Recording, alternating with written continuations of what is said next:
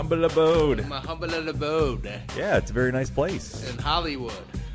Well, it is Holly, Michigan. And Holly, is Michigan. woods. Yes, yeah. So I will say about your little courtyard. What time do those festivities start? You said you guys all like gather around and Usually the summertime, they all flock, they all flock over there. and it's a big old party. Okay, yeah. You were saying it the dress attire as white beaters, and everything has to be in a paper bag, right? You gotta have your shirt off with a bush light in your hand. Bush light, that's it. Yeah, yeah. It's a nice place. I do like the mold in the bathroom. It's a nice touch. Thank you. You were so worried about me using the bathroom because funny story with that. Last time, I guess I was in a place that you own, not the last place you were at, because I somehow got locked in the bathroom, and that was a fun story Dude, it's within PTSD. itself. You're like, first things first, can I use your bathroom? I'm glad Ace Hardware is down the road. Yeah, you said the Ace Hardware's down the road. You don't have a plunger. You said do a courtesy flush after the initial load is released, and Which then we didn't hear. it was not a bad one. I was like, I didn't hear it flush. What happened? Well, that's when I said you got good news and bad news. Good news, everything went down. Bad news is that your toilet is coming out from the ground it's itself. quality. It's been like that. But it's funny because your procedure to use the bathroom, you said to use like 2 pieces of toilet paper. And I don't know how you manage, but I could not. I use like... No, I usually do the wraparound. Oh, see, that's not fair. So you're like a whole wraparound, and that's one slice for you. Don't just use a whole thing of toilet paper, just shove it down. Well, I'm here. Like I ripped off a small little square, and I was like, 2 squares. Two squares per dump. well, that's what I did. I'm like, no fucking way. First time I went through, and my fingers blew right through the damn thing. Don't worry, I washed my hands. And the second one, I was like, I guess I got boxers and underwear to pick everything else up. He's like, I see this towel. Well, that's what I was looking at. I was like, damn, what if things get really bad? But we haven't hit that point. Yeah. I'll just tell you, make sure that wipe my ass cheeks on your bath towel so you don't wipe your face with it. Get pink eye. It's like funny. Steve starts taking a shower out of nowhere. Yeah, give me about 10 minutes. What do they call it? The waffle. Waffle stomp. Waffle stomp. I mean, just shit in the The good shower, old you just smash it on down. Oh, no, I won't do that to you. It's only my first time being here. Maybe next time. Literally first 3 minutes. I mean, it's my second time, so I could probably get away with doing that now. Yeah, you can get away with doing a little bit more. Yeah. So we finally made it out to Mike's humble abode. We are in the, I don't know what you want to call it, the slums. I mean, Holly is a very nice area. Yeah. You got, within walking distance, a few places that you can go to, but you said that you're not a peasant, so you drive everywhere. Yes. Although, I mean, you're like literally a hop, skip, and a jump from town. Now, is this located in town? Is there a downtown? Yeah, or so as soon as you take it right, literally at the light, take it right, and it's literally 30 seconds down, you'll be at downtown. And you'll hit the historic Holly Hotel, which is apparently haunted. And they do like comedy shows, their restaurant, and all that fun stuff. But other than that, honestly, there's not a whole lot to do in Holly. It's just a very nice area. Everybody's, pretty friendly towards each other. So now, have you really had a chance to walk around and do much in Holly? Or have you just pretty much, whenever you get out of work or doing what it is that you do, you come back home and play games and watch the whitest kids you know and call it a day? Yeah, that's it. Last weekend, I went into Grand Blanc, and I went to the Trillium, and I went and saw the new Guardians movie. What did you think of it? I loved it, honestly, except for the kids. I don't know. And then I don't know how you watched it, right? I had to hold back tears. I had to laugh. It was emotional. I had to man. laugh through tears. I'm like trying to Yes. I honestly was. If you like animals, if you like, I love raccoons for one, and it goes back on Rocket's backstory and how he was created. But you gotta hold back tears, especially if you love animals and just how I don't know. I do have to ask you one question, Steve. Like, I'm not going to mention where it is, so it's not like spoilers, like of whether it's in the middle, beginning, or end. But that penguin running through everything. Did you see that penguin?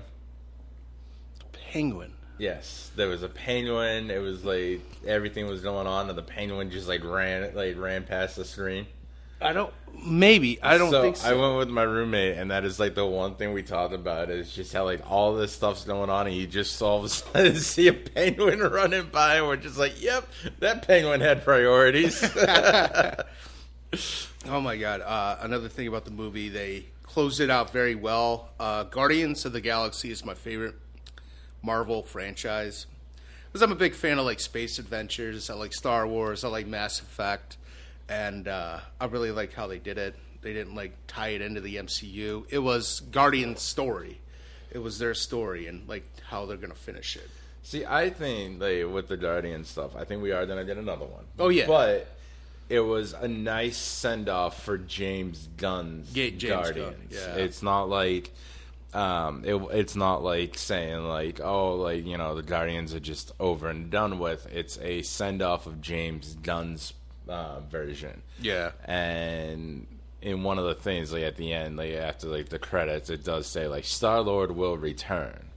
But, spoiler alert. Well, I mean, sorry, but so like that does get you thinking like, okay, so we're gonna get a new team of Guardians. Star-Lord's gonna return somehow, whether he's on Earth or still out in space.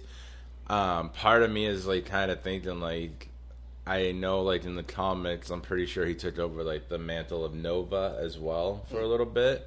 So like I'm thinking like, is Star-Lord gonna be Nova for a bit or what? So, but it's a good send off for James Gunn.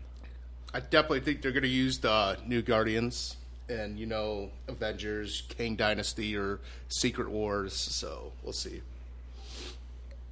But I went there and Trillium, I don't know. Well, you guys aren't familiar with the area, but it's a really decent movie theater. It sounds expensive. It really does. That type of name. It actually Trillium. is not. Because I went to IMAX. I think I spent like $12, $13 for my IMAX ticket. It was on a Saturday, too. I went to like the 2 o'clock showing. And I didn't want to get a beer or seltzer. They don't sell hard liquor. And then, so I go to the little alcohol booth. And then I'm like, all right, what do you guys got? And they're like, we got this thing called the Warlock. 2 drink limit. Give me 4. Give me 4, 1 for each hand. It actually was for each hand. A pina colada frozen mixed drink, and she did not water it down. It was really good. All right, on. Yeah, like on a bartender. Better than the Jack Daniels slushy or whatever from. Honestly, I would have to say so. Oh. Jack Daniels slushy from where? LCA? Yeah, Little Caesars Arena. Well, I don't know. It's pretty close. I still have the 2 cups, and I have the only 3 cups I own. If you guys go into my cupboard, is the 2 mason jar cups for the frozen lemonade, Jack lemonades, and my Guardians of the Galaxy Warlock cup. That was a collectible. So. I would have to question on how much you own. Obviously, you have your own place. You have stuff in your place, but. I mean, I'm looking at a hat from one of the places that we used to work at like 10 years ago. Yeah. And then you have a bunch of bootlegged shirts from like 10 years ago. That's in your other closet. You got your PS5. You got your TV. You got a TV in the other room. I think that's really all you need. Yeah. You got my Xbox, my Nintendo Switch Yeah, OLED. you got your Switch. You know, I'm really surprised you haven't done like a... like an entertainment center? No, like a PC and just like put it over there and you have like the wireless like keyboard and mouse. I'm surprised you guys... I thought you guys, the first thing you guys were going to say, because, you know, we did the setup, was, where's your kitchen table? No. I mean, if it was me, I mean, you guys saw how I lived. I mean, it was my kitchen and I had my weights like right there in my kitchen. So, yeah, I'm not one to judge at all. But yeah, I would go with Chris. If you're going to set up like some kind of PC gaming area, I would say right there and like where your kitchen table would go. Right by the trash can. No, but I'm talking about like right now, because if you look behind you, it's got like the Xbox, the PlayStation, and the OLED setup. Mm-hmm. It's like putting the tower right next to like the little stand that he has it on. I see what Plug you're it saying. into there, and then you can just get like the wireless mouse and keyboard, and you just get like a little desk that you can either like slide like over on top of you, and you just put your fucking feet up and You're fucking playing PC gaming like with your fucking feet up. Yeah. You know, it's funny, we talk about things that we think that you should need, but maybe we should be more serious role models, Chris, and, you know, say, like, you should probably have, like, your major food groups in your fridge instead of, like, oh, yeah, I got a tub of butter, I got beer. I mean, coming from us when we went to, like, Myers last night, we're like, oh, what did we get him as a housewarming gift? Like, the fucking first things we looked at were, like, a shaker. Everything to do with booze. They're like, Yeah. maybe we should go this route. And then we're like, oh, yeah, we should be influencers. And it's like, oh, what about this? How about something he could eat? Then there was a discussion of a plant on the way here, and I said, "Yeah, then maybe I say maybe we just do a fake plant so he doesn't have to worry about watering it, so he doesn't kill it, so it's alive next time we come over." Oh man, they used to have a little lizard place down the road from me, and I was actually gonna get a bearded dragon, but I was like, I'm afraid I might kill it because it needs to be like 12 hours light, 12 hours no light, and then some days I work so many hours, I don't have anybody else here, so. Yeah, but the way you look at it, though, is like you could probably like set up a timer, like. Well, yeah. I mean, you did say you have an Alexa, so it's like all you got to do is get like the smart plug and set up a routine with like the smart plugs for the lights. So, I mean, it's not really that. It wouldn't be that bad of a deal. True. But do you really want a pet? I mean, do you want that responsibility of knowing that you have to go home at some point just because you have something that needs to be taken care of? I mean, a companion. Yeah, if you were to leave right now and go on vacation for a week or 2 weeks, you're not going to have anything but maybe a $20 electrical bill by the time you come back home for those 2 weeks that you're gone. Yeah. Just to run your average stuff. Trust me. Yeah, my brother has a zoo, and all the time he's like, hey, can you house sit for me? And I'm like, no. Wait, he's got a zoo. So how many animals does he have? He had a bunny. He's got a bearded dragon. He's got fish. He's got 3 dogs. I think that's it right now. I mean, if you got fish aren't that bad to fucking handle. You just gotta clean the tank every now and then. Feed them. Just don't overfeed them. Yeah. Could get a cat. I mean, a cat's not really.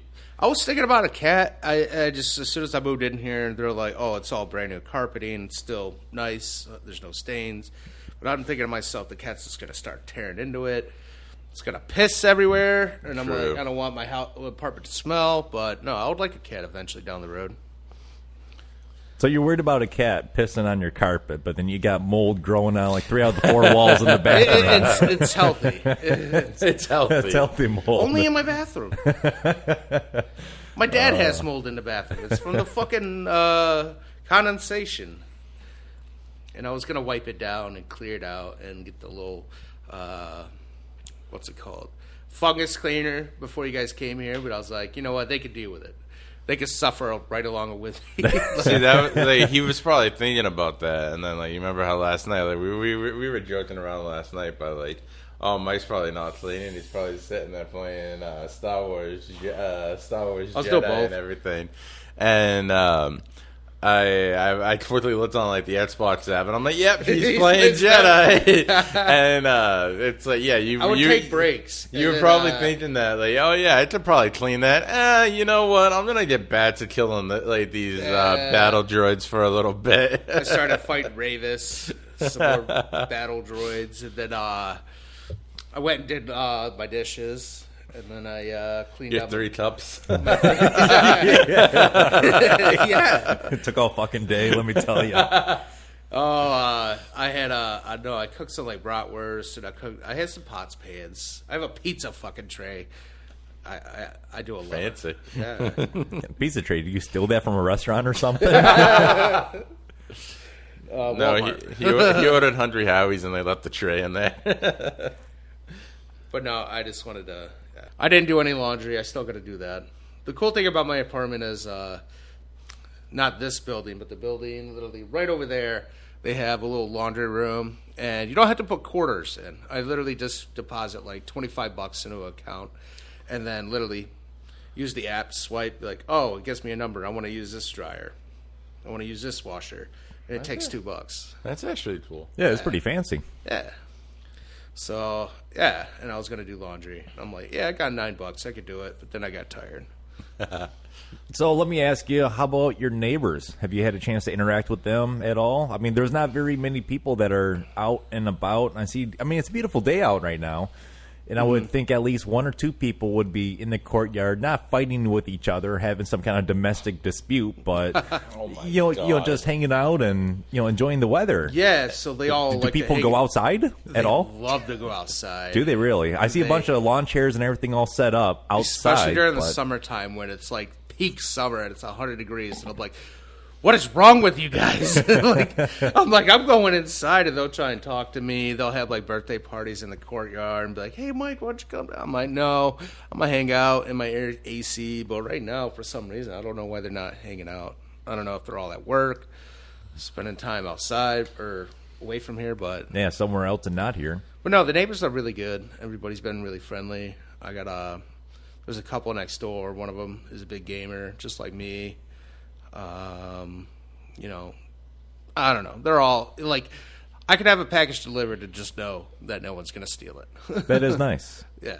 So how's security here? Do they have any kind of cameras, or is it all in the honor system of Jimbo, Rob, Betty Sue, and? I think it's on the honor system, which is good. But it does sound like you have a neighbor no crime rate that is like here. On the neighborhood watch. You said that she's in everybody's business, or she knows everybody. Yeah. Yeah. Yeah, so you got the nosy one. When I came in, I moved in, the one girl, 2 apartments from me.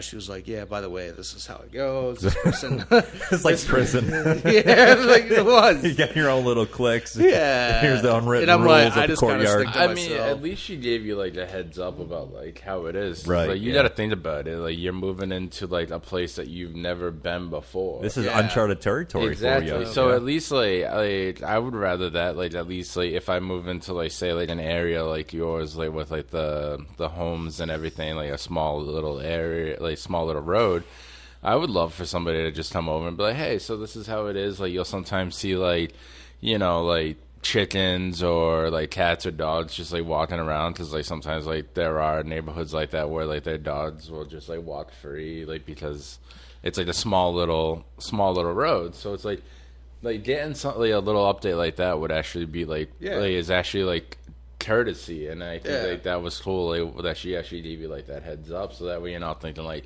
oh, what type of place am I moving into, like, and everything. Yeah. And everybody's pretty, like, obviously they'll say hi, they're very friendly, they want you to hang out, but they'd understand if they wanted to stick to yourself, and as long as you're not throwing huge parties or anything. Like, throwing huge parties and dismembering bodies in your apartment, that kind of thing? Yeah, they're pretty chill. This is me, so they all love me. So we did have a cow get loose, or a bull. What?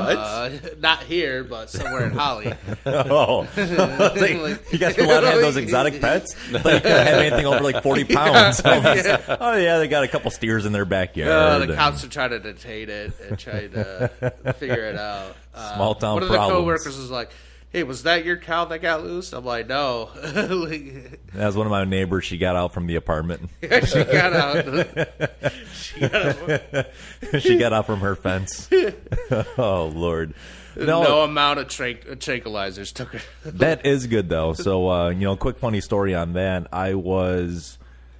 This is probably about a year ago. I have been seeing a new chiropractor, and I get a massage at the same place. And it's a different town. It's like one of those towns it's a little bit far out. And it's like way out in the country, small town problems. Everybody knows everybody. Everybody's in each other's business, or at least everybody seems to know what's going on with everybody else. And I get my chiropractor appointment done. I get my hour-long deep tissue massage done right afterwards. And then there's like this local bar just across the street. It's like where all the locals and everybody hangs out.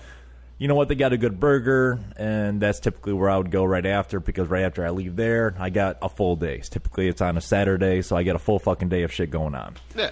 So I had my car parked just on the outside of that bar, and my chiropractor place is right across the street. But I noticed when I pulled up, there was a guy sitting on the bench, and he was like half in, half out, just as far as nodding his head. Looks like he was drunk at 11 o'clock in the morning on a Saturday. Party.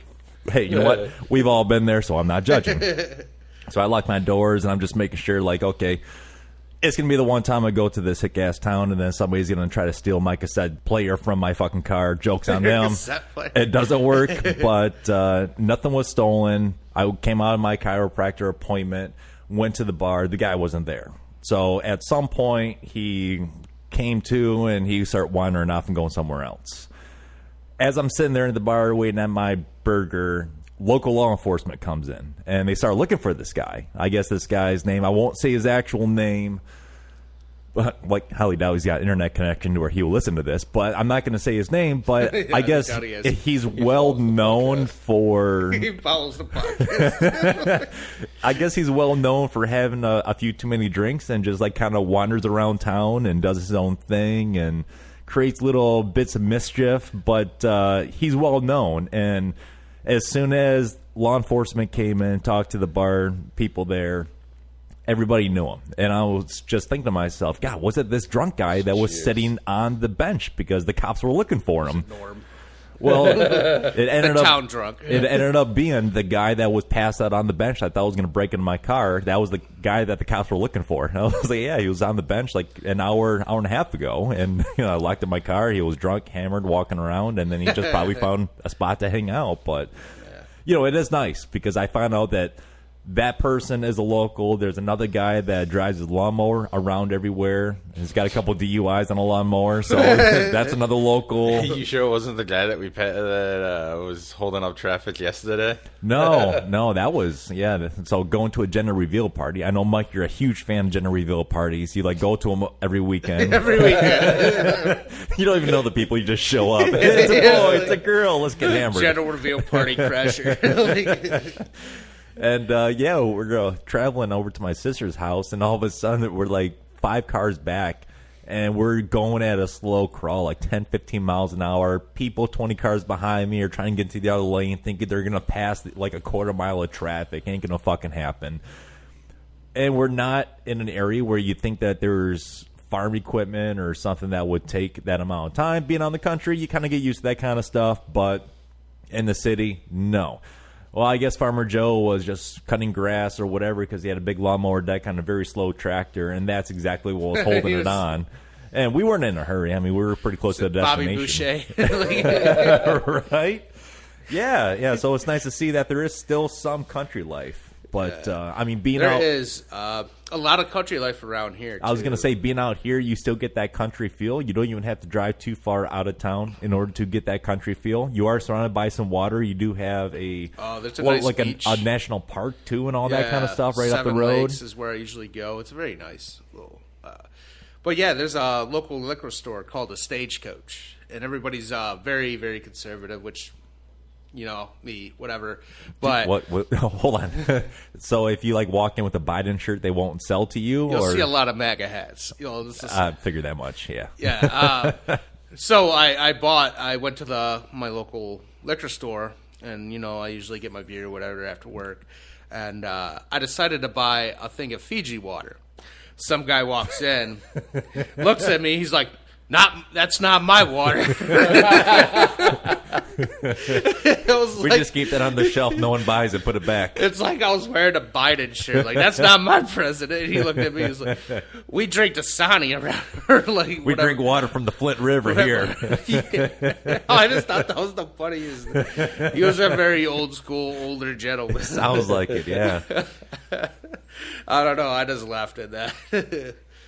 But it's, let's go back to your place once more. It's a very nice place. It reminds me a lot of my first place when I was out on my own. And, it's got a very homey feel to it. So hopefully you will hang up Chris's housewarming gift at some point. Well, and the Spice Girls poster. Yeah, the Spice Girls poster that made it from my first place when I was living that I gave to you for helping me move. I'm glad that it's still here. And it's still got family memories behind it. There's a bunch of photos that I just... Is it really? I'll have to show you before you leave. Oh, my There's God. There's a bunch of old photos. Well, please don't sell it on the internet or anything like that. Yeah. I think I told you a long, long time ago, but I was like, there's a lot of memories behind this poster. It's probably, forget about it. Yeah, it's probably pictures of me without facial hair. Probably a couple of fat pictures of me in there, too. I didn't fat shaming yourself. I honestly haven't looked at them in a long time. All I know is there's photos. But you got the PS5, you got the Switch, so let's talk about video games. Let's get right into that.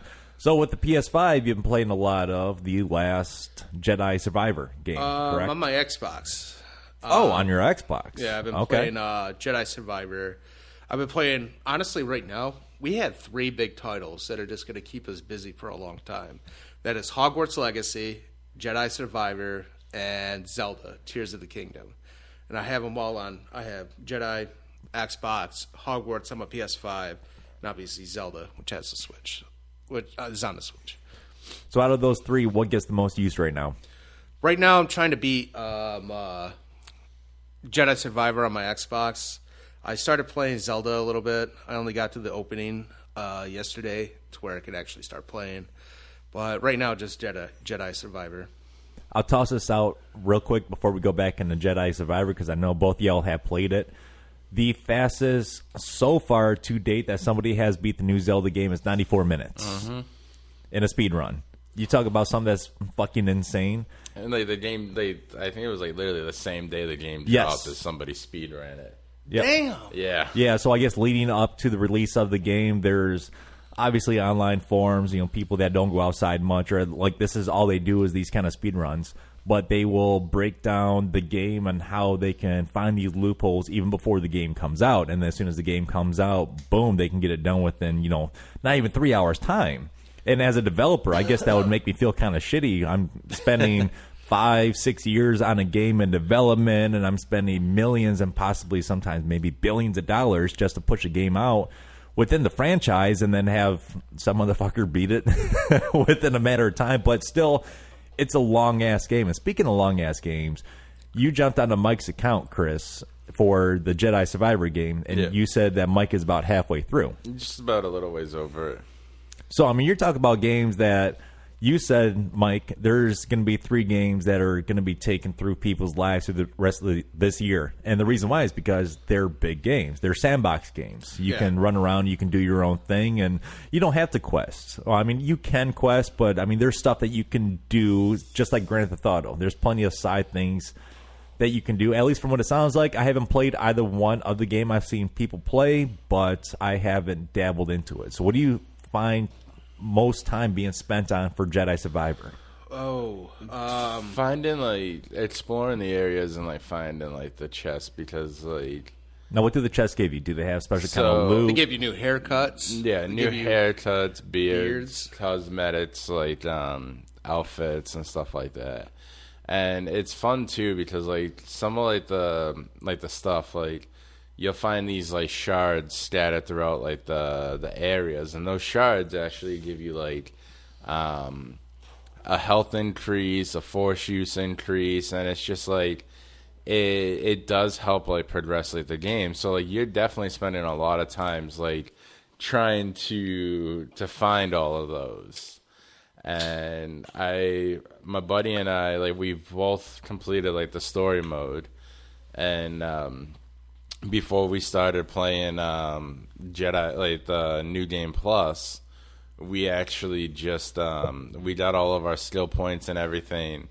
And when we started playing the new story plus, we just went through and got all the shards, all the collectibles, just so that way when we started the next game, we'd have all of this increased stuff. And then when you say new story plus, all your stats and everything from your character through that main story will carry on over. You don't have to restart everything. So all your skill points carry over. You gotta redo the whole skill trees. And I was able to do mine literally right as I started the game. I got to a fucking meditation point and everything just unlocked. I was able to throw all my skill points in. I was able to get my health back to where it was originally. And most of what carried over too was all the cosmetic stuff. So I started the cutscene, the beginning cutscene of the game, and I had the shit that I was wearing in the last game. So I'm able to transfer all of that. So all my cosmetics is all there. My lightsaber is the way that I built it and whatnot. Were you able to play the Fallen Order, Steve? No. No? Oh. Nope. Was not. I've been balls deep into Fortnite, Halo Infinite. Infinite? Yeah. I think between those two games, having the Battle Pass is, I don't want to say it's fresh. I mean, in a way it is, because it does add a little bit different things you can go for, but I haven't found too much time to kind of just sit there and just couch rot for a while. And I guess when I do, it is picking up, we'll say Fortnite, for example, because they have the whole Star Wars thing going on. So, like, the more you play, the more quests you can unlock. You can unlock stormtroopers, different outfits, and that kind of shit. But I think I've also hit a point with the games that it is fun, it is enjoyable, but you're playing it and you're just getting the cosmetics, and it's very mind-numbing. You know, you don't really have a whole lot going on, at least for a game like Fortnite. For Halo Infinite, I have fully beat the campaign and all that kind of stuff. Almost, I want to say, like 7/8 of the way through to find all the collectibles, so that's been quite fun and adventurous. But another game that I would like to get into is the Last Jedi, or the Last Jedi survival game. And I don't really know if I'm able to jump in and play it all the way through, because it's going to be a long-ass game. It's like picking up the Elder Scrolls. It's something you're going to pick up and you could play for a year, 2 years, or 3 years, depending on how you play. You could not seriously get it all the way done. Yes, so from what I heard, it's got really good replay value from those who beat it. Like the people want to beat it and they go back and keep on getting the collectibles, like Chris said. So one of the good things too with Jedi Survival is it gives you like a playback of everything that happened in the last game. It's not like you're just jumping in not knowing. So it's like, if you don't want to like spend like, you know, say like $120 between like the two games, which I'm pretty sure like the other one's probably on sale, but I'm just saying like in general, you can do like a quick recap. Like, it gives you like a recap of everything that happened in the first game. So I like the second one better anyway. I do like the second one better. Yeah. You got the pirate stats. You could use your lightsaber and a blaster. It's I don't know. I'm having a lot of fun with it. Are you cruel to the droids that you would find randomly? Because are you? Okay, because Chris showed me last night. We were grilling in the garage, and he ended up showing me a video of when he saw a droid, he force pushed it like off a cliff. It was. What did the droid say to you when? Stop it! But it was like he's falling off the cliff at like the beginning, like when you first get to Koba, and like you're running around, like you're trying to make your way through. Yeah. It was literally right after you see like that fucking giant. Like, could you get an achievement for it? No, you don't get like achievements for like pushing them off, but there are like a lot of like quick, easy achievements that you can get too. My last achievement was throwing something off a cliff. I forgot what it was.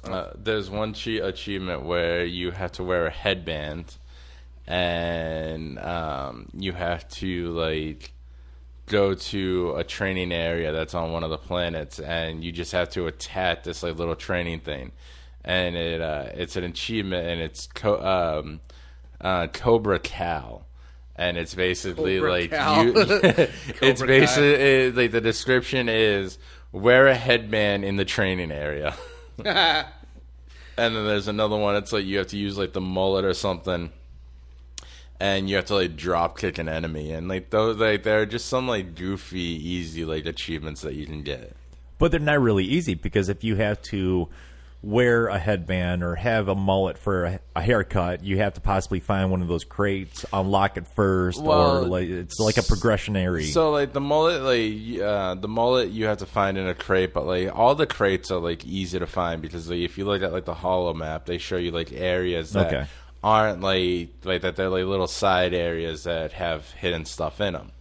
And you can tell like the difference, because once you enter an area, it opens up like everything else. But then you see like these, they'll either be like it'll either be like a red door or a green door. And if it's a green door, you can go through it. If it's a red door, it's just like, hey, you know, you just got to progress in the story to get the ability to open this door.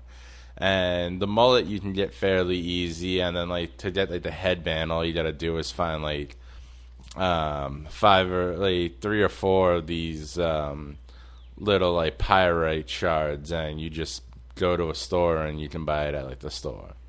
So it's like it's pretty cool like that. A lot of like the cosmetics aren't specifically like pay to get. Like none like there's like literally no pay to win like transactions, or the only difference is there's actually like two little differences. There's one, if you pre-ordered the game, you get the Hermit outfit from the Obi-Wan series, like the Kenobi series. And then if you got if you got the deluxe, you unlock what they call like the Rebel Hero, which is the outfit that Luke wears at the end of A New Hope. And then you get the Scoundrel outfit, which is the Han Solo outfit. And then you get like 2 cosmetics, one for the lightsaber, one for the blaster, which you can actually make your blaster look like Han Solo's blaster. Huh. And you can make your lightsaber look like Luke Skywalker and Anakin Skywalker's lightsaber. So when it comes to games, what else have you guys been playing besides just that? Hogwarts. I'm Team Slytherin. I'm Team Ravenclaw, even though I've taken like those tests, and the tests have said that Hufflepuff, but somehow in Hogwarts Legacy I get fucking Ravenclaw. I did the test. They're like, you're Slytherin, and I'm like, hell yeah, I'm Slytherin. So you're a bad guy then, right? Mike, supposed to be on silent. First cardinal sin. I don't think I'm a bad guy. I don't know. I never watched the Harry Potter movies. I never read the books, so I don't know if they are bad guys. Yes, they are. Oh. And the only reason why I know that is because the one bad guy who's a Slytherin is also in Galaxy Quest. Same guy, right? Oh, Alan Rickman, yes. Yes. Yeah, God rest his soul. Alan Rickman. Rip. I'm not going to... That's a really bad pun. So going with the Switch. Chris, you don't have a Switch, correct? No, I do. I got an OLED. You do? Just okay. like that. So here's the funny thing. So I bought mine on Black Friday, and I wanted the current Pokemon game that came out with it, and so I went. There was a certain one that I wanted. I went to Best Buy. I got my OLED, and then they didn't have the Pokemon game that I wanted. They had the other version, but what I always do is I always look at. I looked online to see what Pokemon are included. And I do have some like friends around that will get like the other one different from what I get. So at least I can get those Pokemon from his. Or from theirs, I mean. And so I wanted like the certain one. I ended up getting it, but I went to like GameStop to get it.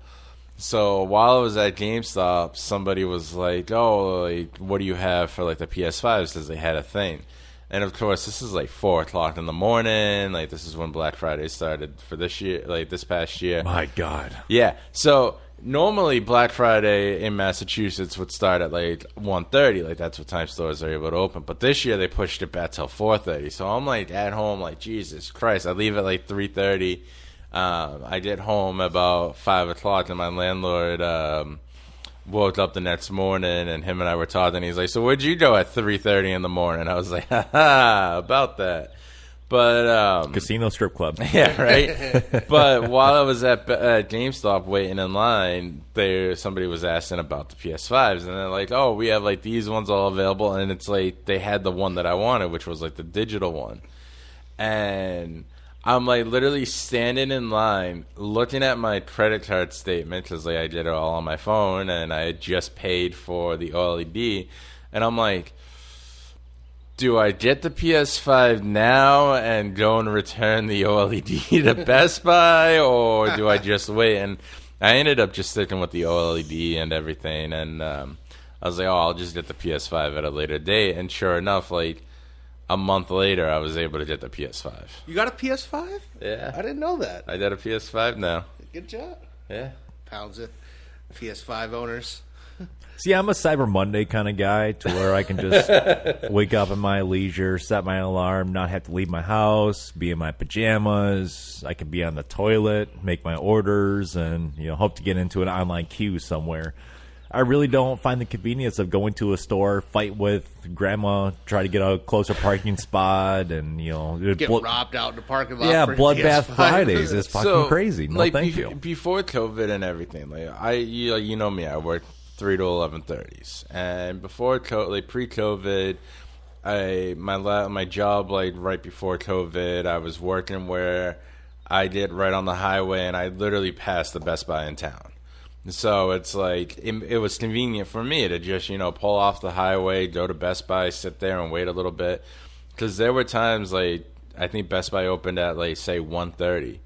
At 1:15, I could get in line and still be in a decent spot. And then literally at, like, 1:30, they opened the door. And by 1:35, I'm already in the store. And I wasn't the type of person that would just go in to buy a TV or any of that, like, to fight for the major deals. Mine, like, when I go, it's mostly to just get, like, say, like, games for the Switch or games for the PlayStation, like, when I had the PS4. And, like, that's literally all that it was just, like, because I wasn't in the need for a brand new TV like everybody else every single year when they need, like, the newest TV. Like, I can keep my TV for 3 years and then be like, all right, I'm going to get a new TV. Speaking of TVs, you brought over a 26-inch? 27-inch Samsung computer monitor. He brought over a 27-inch Samsung computer monitor to play on his Xbox. Yeah. And I'm thinking to myself, you have an 82-inch TV in the living room.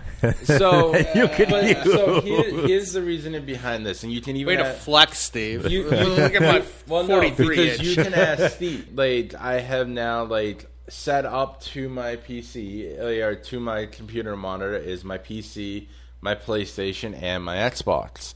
And I sit there now and I play everything on there. So I'm used to now playing on a smaller screen and, like, kind of being, like, not, like, too close, but, like, a good distance away. And when I played on your TV, like, by myself the other night, I literally took one of the chairs and put it, like, near the TV because, like, it's just a pain for me now to play on, say, like, a big screen because I'm so used to playing on a small screen. Right, I get that. And it's not me trying to flex like, oh, I got an 82-inch TV, mine's bigger, haha. No, I will find the inconvenience with it because when you're sitting down and playing, I guess, more competitively, I do find it sitting a little bit closer. And I've always grown up playing on like a 26 or a 32-inch Vizio. I've always had those two TVs for a long-ass while.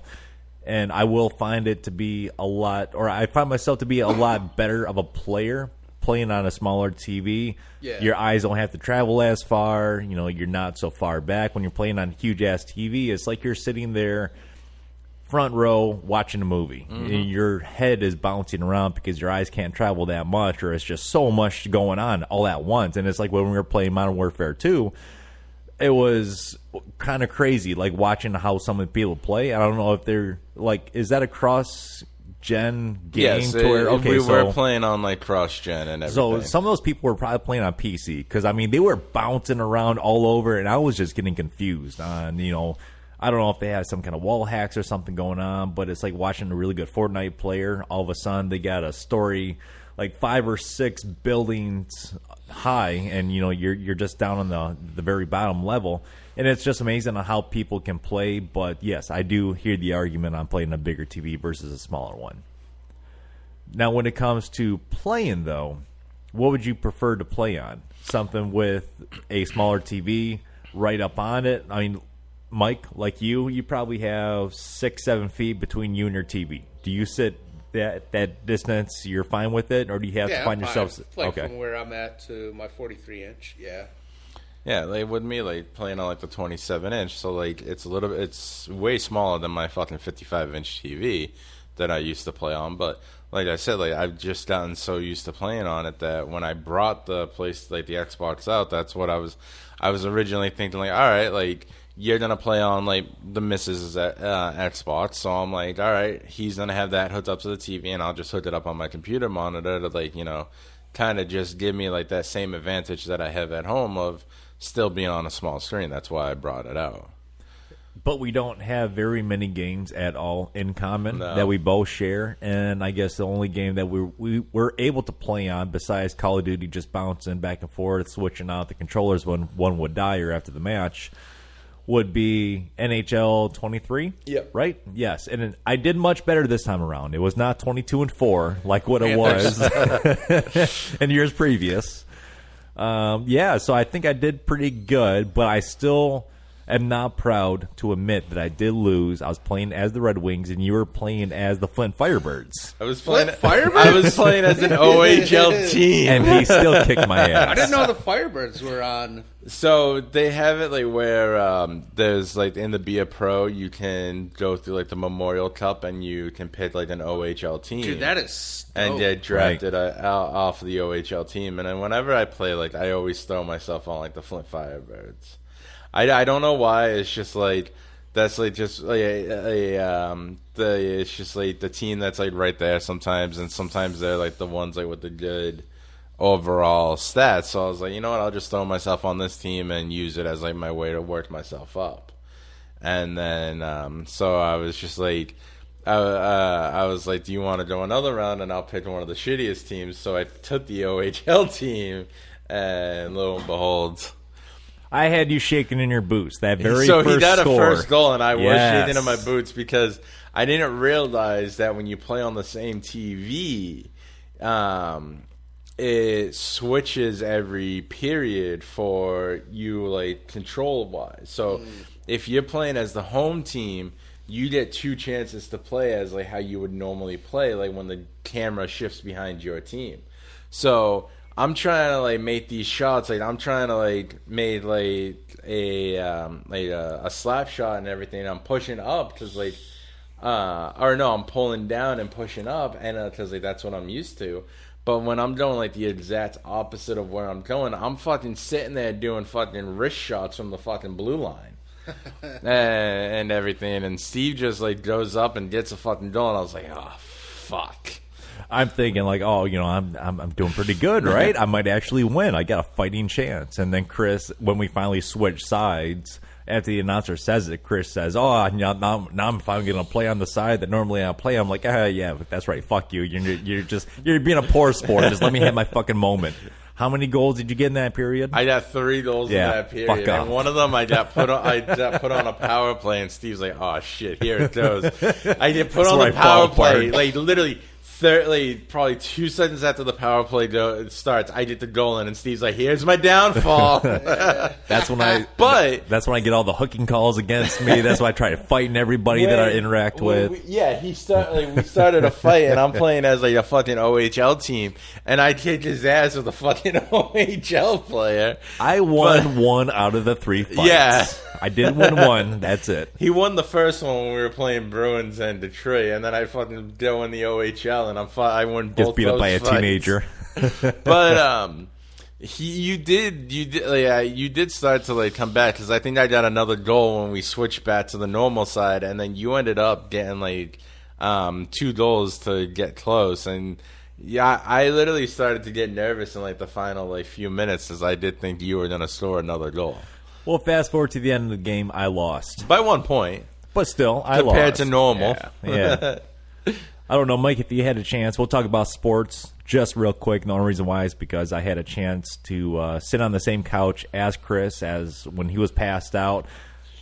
I don't know when you passed out initially, but I thought by the point of you passing out to waking up, I thought you would have been awake and saying, oh my God, the game is still going on, because this NHL game was going on. Oh, the game that went on at 2 a.m.? Yeah. 4th fucking overtime. My Panthers, the kitty cats. Fuck off. So I fell asleep probably like right after the first overtime started. Tkachuk scored a goal, but they called it back because I believe there was goaltender interference is what they called it back for.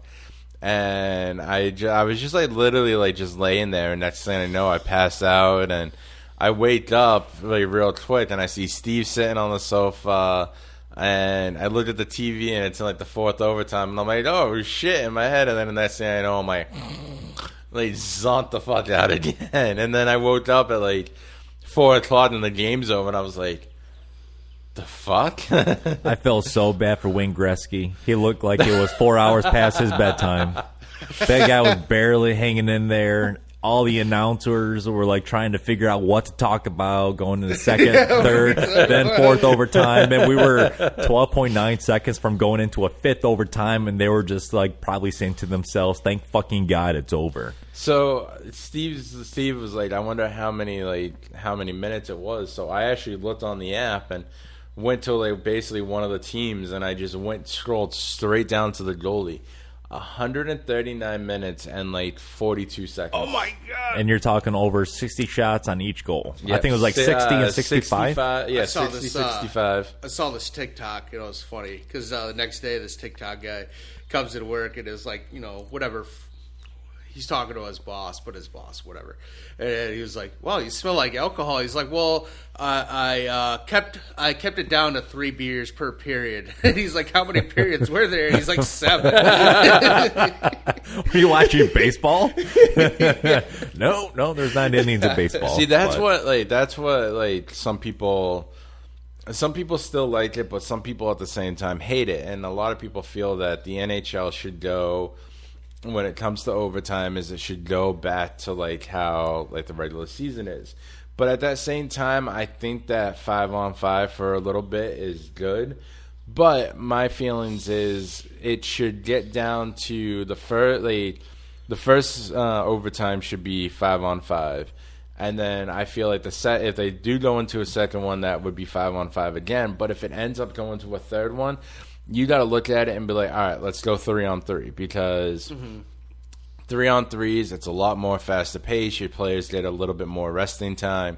So, because now you got to think about it. By the time you get to the third overtime, you've already played, over 100 minutes.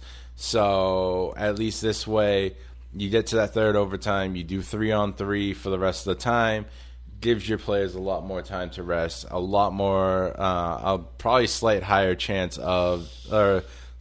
lower chance of risking an injury to one of your best players, especially in the playoffs. Yeah. But that's a lot of ice for a 3v3 game to go on for everybody to cover. And then they're also getting paid millions of dollars per year on average. We talked about this in the garage the other day. But like I said, they're like suck it up, drink your Gatorade, go back out there. Come on. But you got to think about it though. Like, this is one of the things that I always fight with why hockey is such a good sport. Like, I didn't get into it until like 2009, but that's besides the point. Like, I've learned a lot more as time goes on. Like, you got to think about it. They only get like on average maybe 5 to 6 minutes between their next shift. And that's if sometimes, like, I heard some of the announcers with the, I think it was the Panthers game, or it might have been the Vegas-Dallas game. Some of these teams don't also put out their fourth line a lot, especially during the playoffs. Like, they keep their top 3 lines out, their fourth line out will go out when needed. And so now you're looking, like, you're taking like those 5 or 6 minutes to now being like a 3 or 4 minute break. And you got to think about it. They're going 2 minutes sometimes at a time, and they're like going back up and forth on ice with probably like 15, 20 pounds of gear. So basically, they're kind of like doing sprints in like the military with all like that gear. I know military gear is a lot more heavier and shit like that, but that's like one of the ways you can look at it. And like, they're putting their bodies on the line, and when you go to overtime, like, your body's on the line a lot more, because you don't have like those longer TV timeouts. You only get after the 10-minute mark when a whistle's called. That's when everything changes. They go to a TV timeout for like 2 minutes, so that way they can clear the ice off a little bit, and then you're right back in. Yeah. I'm sorry, this is my logic. What was the average of NHL? 2 to 3 million a year per player? Yep. Suck it up. Suck it up. Suck it up, lace up them boots, and go ahead and put it out there. But you know what? Out of the games that we saw, because it's funny, we went to the store last night, and we ended up getting a bunch of burgers and steaks and all that. Don't worry, we didn't get any Wahlburgers without you. So we ended up getting that. I did joke around and say, should we get these to bring the mics? Yeah. I was like, does he have a grill? Does he have a frying pan to cook burgers? Do you have a frying pan? I have and there's also built-in little grills in the courtyard. Oh, no shit. Okay. Yeah. I have to remember that for next time. Like the ones you get at a park that are right, yeah. nasty. Dump out the coals and like set half the place on fire. Yeah. But just dump out the coals in the trash can. I got fucking excited because his reaction we got hilarious. back from the store because it was the end of the second period. We were going into the third. We were gone for a little while at the store trying to find your housewarming gift from me, and then we ended up getting back, and I was like, holy shit, we're in overtime. And I was like, oh my God, maybe they can make five overtime. They literally, his eyes lit up like a little kid on fucking Christmas morning. His eyes were wide. He's like, oh my God, we're in overtime again. Kachuk, 2 for 2. I put the meat in the fridge. Winners, bro. I fucking put everything away, and then by the time I looked back up, I was like, oh, God damn it, somebody scored. And then the game was over. Chuck, dude. He's my new favorite player. But it's nice, though, that we were able to have a lot of really good competitive hockey in the playoff season. And that, like, honestly, like, it's pretty cool, like, when I come out, like, around this time, like, playoff hockey's still going on, and, like, you and I will sit and watch it. Like, it gives us something to watch a little bit, like, rather than, like, saying, like, what do you want to watch, or this and that, like, you know, like, some people from, like, back in Boston are like, oh, but, you know, fucking hockey's over because the Bruins are in it. It's like, hockey's not over. Like, the Bruins might be out, but at least cheer for a team. Like, I was cheering for 2 teams in the West this season with fucking Kraken and Vegas. Now I'm still cheering for Vegas. You got to look at it like the Boston was the best team in the regular season. They got bounced the first round. And that happens with the teams that win the President's Trophy. Yeah, it usually is a curse. But, like, now you have all these teams that people didn't even think will make it out of the first or second round that are in the conference finals right now. Like, so, like, now they're actually being able to... Yeah, like, everybody thought Toronto was going to take out the Panthers. Everybody obviously thought the Bruins were going to go to the Stanley Cup finals. But it's just all these teams that are having a chance. Like, Colorado, obviously, they had a weird... They got bounced by the Kraken. Yeah, they got bounced by the Kraken. In 7 games. And they had a little weird situation. I don't know if you guys heard about this. So this Russian player, right? I don't know. They found the lady in his hotel room. You guys hear about this? No. Oh, this is how they lost. He was like one of their best players. I forgot the name. But yeah, so like paramedics were called to the room. I don't know what happened. But like apparently she like OD'd, whether on alcohol and drugs. And he had her in his hotel room. And then what happened was he got the fuck out of Dodge. He went back to Russia. And he was like, because he has a family, he has a wife. But yeah, like so now there's a whole controversy with Colorado, and they just have a series of bad luck, I guess, because their players are in some like deep shit with this, and they really haven't come out like the guy was charged with anything or anything like that. But I just thought that was funny. Like you're in the playoffs, you get bounced, you fucking invite a lady up to your hotel room, she ODs, and you're like, oh, I can't let this get out to my wife. So he ended up going back to his country. And like skipping town, and I don't think any charges have been filed against him. But on a quick side note, for a long while when I was growing up, I was always really excited to see the Red Wings play the Avalanche, Colorado Avalanche, because I knew that it was going to be a goddamn bloodbath every time that they played, and it seemed like for a 10-year of like 5 to 10 years, it was just pure hatred between the teams. Yeah. And you know there was going to be at least one good fight, and then one good fight will turn into a couple good fights. I mean, I saw like so right now like two teams that are in it right now. You got the Carolina Hurricanes if they can get off their asses and win against Florida, and you got the Dallas Stars and Vegas. So those 2 teams are teams that have moved. Dallas used to be the North Stars, and the Hurricane used to be the Hartford Whalers. Yep. And I saw something the other day, and it was like if these 2 teams make it, you will see like basically the Hartford Whalers and the Minnesota North Stars. I think that's what they used to be called. The Minnesota North Stars back in like the Stanley Cup, even though they're as 2 new teams, but you have like they still carry the legacy of the original teams like that they started with as, and it's like to see that could actually happen is fucking awesome too. But I'm still like I'm still rooting for Vegas, like Panthers, Lions, the kitty cats. No, I'm just saying like the Detroit Lions themselves. I guess I've been a Detroit fan for so long that for the last decade or nearly 2 decades, really haven't seen many playoffs. And so at some point, the regular season is going to end, and you just have to enjoy the teams that are in the postseason. But I hope that the Lions are going to be in a much better spot going into this upcoming season. ending the last season the way that they did. They were like Super Bowl caliber. They were At the end of it. I mean, they had a winning season. They lost on, like, they got kicked on a fluke, like those fucking scenarios to win. Like, they got the shit end of that scenario. But we won the last game after starting the season like fucking horrible.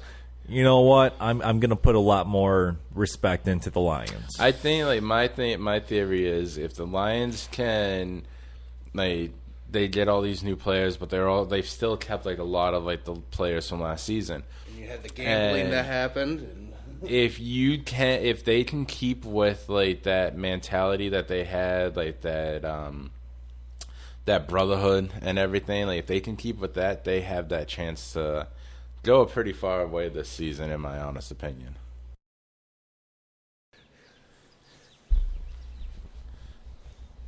All right.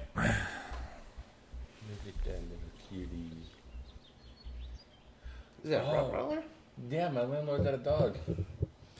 I don't think that. Yeah, I was showing you. They told you too much. I know Steve knows about it. Little doggy. Yeah, she is phenomenal. She's gotten so big. She's not my little shoulder dog anymore. Oh, the little shoulder. Oh, I know. This was so there was that one, and then this one from the other day when my roommate and I were sitting out on the we were sitting out on like the back porch. Oh, she's adorable. I love Rottweilers. And then her in my truck. I want to get a dog. I could get a dog. It's got to be under 40 pounds, though, right? 50 pounds. I mean, technically, too, like, he could turn around and say, like, it's either like that. Like, you could get a note from your doctor, like, for, like, a therapy dog or, like, something, and then they can't really do anything. An emotional support animal. 130-pound Great Dane. Well, emotional support. Surprisingly, like, there are, like, dogs that you wouldn't think that would make good support animals. Like, we had a patient, she had a fucking Chihuahua. But the Chihuahua, like the breed of Chihuahua that it was, is ones that's good with PTSD. So it was interesting to like see that. And with the ADA, like the American Disability Act, if he has a note from a doctor for a therapy dog, they can't deny him. They can't do anything to you. Oh, you got the coconut one. Yeah. So I'm drinking some ocean water, and it's got a very strong hint of coconut. It does, yes. And I just find it very interesting that it's still That was my shower beer yesterday. That's why there was one of it missing. I was like, I'll try this. This looks refreshing. I woke up, did my shower beer, usually every day during the week, except today I didn't do one. Still have yet to do a shower beer. Not yet. Oh, you said you have to do one? Nope. I will say my first shower beer was a couple years ago, and it was something that I didn't think I would find it very enjoyable, but it is great. Yeah, after a long day doing stuff outside, you just got the shit kicked out of you. You're fucking exhausted. To refuel in the shower. Well, I don't know about refueling, but it does feel good. There's something about it. Yeah, it does feel really nice. Very underrated. You got to try it, Chris. Every weekend. I don't do it. I do a regular shower during the day, a week. I shower once a week. No, I do every day during the week.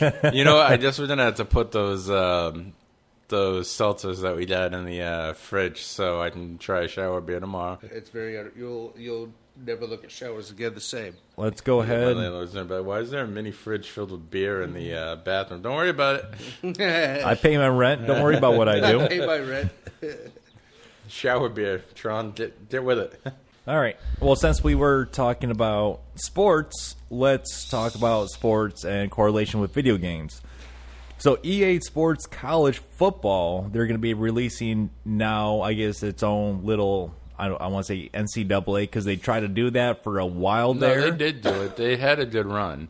They had a good run, yes. And then the players were getting paid, and then... Yes, so they were starting to get shut down. At a point, right? Yeah, because like the way it was it used to be, because I remember playing the NCAA games, is it would be like the player themselves, but it would be like a complete different name. Stats would be like how that player was in general, but they would all just be different names. And then on some versions, it was literally just the numbers. There was no names, no nothing. It was just the numbers. And now, EA Sports, since if a player is going to agree to a certain disclosure that they want to sign, there's no numbers as far as how much money each player is going to be made, but EA Sports is willing to contribute money to players that want to go ahead and do this, as they call, use their likeness. So they can have everything on the actual game itself. It'll be released sometime next year on the PS5 and also the Xbox Series X and S. But now Division I eligible football bowl subdivision team members are going to be getting some kind of kickback for it, for their contribution. Now, I guess it raises the question, is it okay, or should it be okay, for college athletes to get paid? Because this has been up in the books for a while that college athletes have not been paid something like this, and the college has always got the kind of kickback for having the likeness of the players for all the advertising. Well, I mean, they get paid to go to school. They get obviously the college makes a lot of money off sports. Yeah, exactly. That's yes. probably where they get a lot of their. Yeah. So now they want to give some money to the players. Yeah, now, is this going to be fair? I mean, is this? I think the schools are still going to get like a kickback. I think they're going to get like.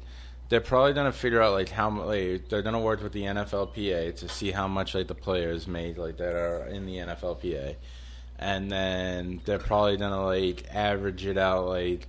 It will probably be averaged out like based on like their school, the school ranking and everything. Like you're gonna see like probably more like the top 25 teams with like probably a little bit more money, and then you'll see like the bottom 25 with like a certain amount. But they'll probably figure something out like that way. Everybody's like happy. My question is though, is like what if you have like a player say like I think it was Cam Newton. He was on one. He started off at one school. I think he started off with the Gators, and then Florida, he went to LSU. No, he went to Auburn. Oh yeah, that's what it was. So like somebody like that, like a transfer. If they transfer like school, they say they go from like the bottom 25 or somebody who's in the low top 25, and he goes to somebody who's in a higher top 25. Are they gonna have to like renegotiate his contract for like that next year? Or is it just going to be, okay, we're using your name, we're using your face? Because if people are not going to, people as in players, are not wanting to go and sign this kind of a deal, whatever the undisclosed amount is, then it's going to be a standard looking avatar, just very standard and very generic across the board. So I'm curious on what the numbers are going to be. Yes, another curiosity question I have is how much of the school is going to be getting a kickback from this, being able to have it done. I just do find it interesting that now at a college level, they are going to be getting paid almost like a salary just for doing good, not only in the academic side of getting your scholarship and getting your school paid for, but now to have that extra money rolling in as a college athlete. Well, that's one thing like that's really been like talked about like over the years I've seen like because like you got players like again like the Cam Newtons, the Tom Brady's, all of that like they're gonna declare draft eligibility after like say their sophomore year or their junior year, and it's like now at least like say if they say their sophomore year, because a lot of times they're redshirt freshman year, and so they don't really play, but like their sophomore year they do well and they decide to like play until their senior year. Shouldn't they have like the chance to maybe start looking at like getting an agent?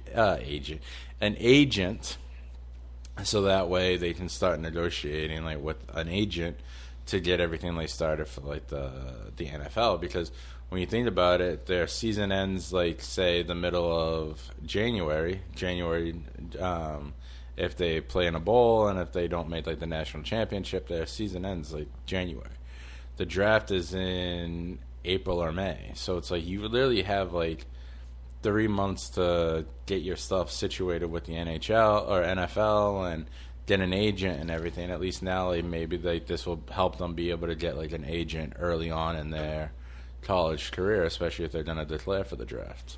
And I'm curious on how these contracts are going to work. I know when Mike and I worked with the NBA and seeing a lot of that development on the side, and I guess seeing the more inner workings, the stuff that's not normally seen in the public media eye, how would that go from, like you said, transferring from one team to another? How long is a player going to be staying at a college level versus going to a pro level? And it's nice to see that they are reimbursed, and how much of this reimbursement is going to be held. And I guess the reason why I say that is because let's use, for example, the WWE. Mm-hmm. You got a wrestler like Hulk Hogan or Stone Cold Steve Austin, whatever it is. That name is going to be tied with that company. And I don't know if other companies can use it, if they can make money off of it. I'm sure there's a lot of NDAs, what they can and what they cannot do. So with these contracts, are they really going to be signing a lifelong contract, or is it going to end soon as they're done with the career of the college level? Then they're going to be going on into the major pro leagues or with those sports teams. Then a new contract is going to be signed. So there's a lot of things up in the air with it, and something that is not up in the air that has gone across Sony, Microsoft, and Nintendo, well respected in all those, is the price increase for your standard base game. So we talked about this the last time that we were all together, that the $60 standard base game is now going to become a $70. And now Sega is heavily considering wanting to raise their base price from $60 to $70. What have they got? Sonic. Like Sonic? They're rolling off of that Jim Carrey money. I didn't know they still were making consoles. Jeez, I thought it was just Xbox, Microsoft, Sony, and Nintendo. No, Sega. Shit. No, bad. So let me ask you guys then. Because let's put a little bit more into perspective. We are now 3 years after COVID. We are no longer in like this emergency relief to where, COVID is one of those things to where you got to wear a mask. We're able to go outdoors. We're able to do stuff. You don't see a lot of people with masks anymore. Most of the people, the population is vaccinated, boosted, where the fuck you want to say.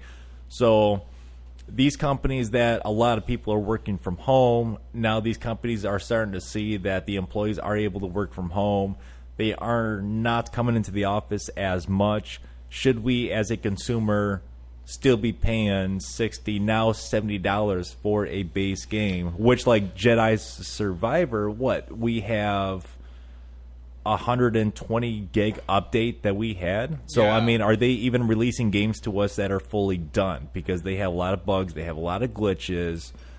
I think, personally, paying $70 for a game that I'm just going to have to re-update in a few weeks, or it's going to be like broken for 2 months. I did 134 install, right?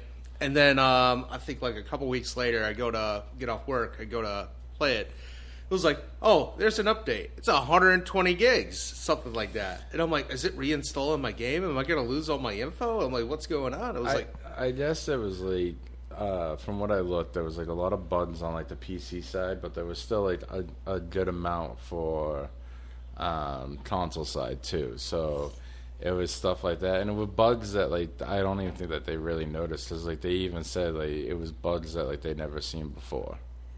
Yeah, because it did come out pretty buggy. I heard I a didn't lot of have stories. any issues with it. It was more PC, I guess. But yeah, I was seeing a bunch of videos like, hey, my guy's just floating in the air. What do I do? Like, I mean, I did have like the small like glitches where it's like I would jump on something and then like it would like teleport me back, but I just thought that was like like console lag or something like that. It's something I've grown accustomed to. Yeah, I mean, it's gonna happen because like the way you look at it is like, yes, like they do the beta testing, they do the alpha testing, but like bugs are always going to be something that's there no matter what. Like we could get like use GTA for the perfect example, because they're always doing like updates like every 2 weeks just about. And a lot of times too, like when GTA was coming out with like a lot of their big updates, like they could test it on like their end and everything be perfectly fine, but they might send it out and there could be something wrong with like a past DLC that they were doing, and it could glitch with that, like, which I've seen it happen, and then like 2 days later they're putting out a release, because a lot of times too, like, there are glitches and stuff that you're not like really looking for, or it could be a glitch that like it over like something just codes over another code, and it's something that you just didn't notice like right off the beginning. Like I talked with like a lot of devs, because like again, like the whole GTA RP, and when they're doing like the stuff for the server, there's times like where there are stuff that we get for the server that clashes with something that's already in the server. So it's like now you got to rework a whole code. So it's not like easy stuff that you're going to be looking for, like you're looking for right off the bat.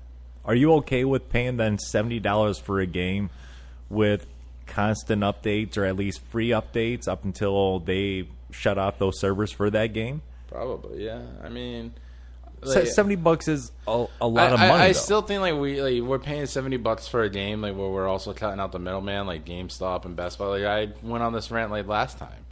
Like we're not getting like the disc, like with the booklet and like all the artwork and everything. Like we're not getting any of that anymore. I mean, back in the day, it used to be like when you did a fucking PlayStation game or an Xbox game, the fucking booklet was like this thick. No, they don't even come like, with one. Exactly, because like that had like story stuff, character stuff, and everything. It was like literally like a fucking mini strategy guide. They'll give you like a little book. map. Yeah.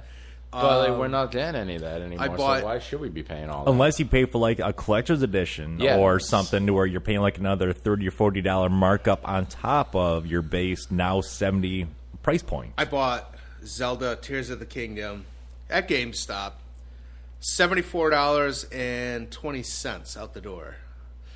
And it just comes with a little cartridge. Yay big. Like a little SD disc. So how'd you feel about in a that? box this big. Didn't come with any artwork. Well, at least the outside cover is in color. But look at the size of yes. that for this huge fucking thing. Like literally, you could get away with doing a fucking Nintendo DS box for this. Mm-hmm. But if you're gonna have a case, we'll say something that is just gonna be small enough to fit the actual game. How many consumers are going to be losing that game because of how small it is? So I can see having it something in a little bit bigger, but how did you feel getting paid or having to pay almost $75 for something that is, smaller than a AAA battery, 2 or 3, put together for your cartridge? I mean, did you feel justified having to pay that much for it? Honestly, I didn't, but I haven't really played the game yet. But I'm more of like, I would rather buy a hard copy anyway. I feel like I'm getting more money or more out of my purchase than just digitally buying it, because I think we had this talk before. Like, you're not paying for the game, you're paying for the rights to play the game, and they can shut that down anytime they want. And speaking of stuff being shut down, so Pac-Man 99 is now going to be delisted this October. So after it's going to be discontinued, sub-game modes will still be available past the October 8th deadline. Paid custom themes, meanwhile, will be removed from the store early as August 8th.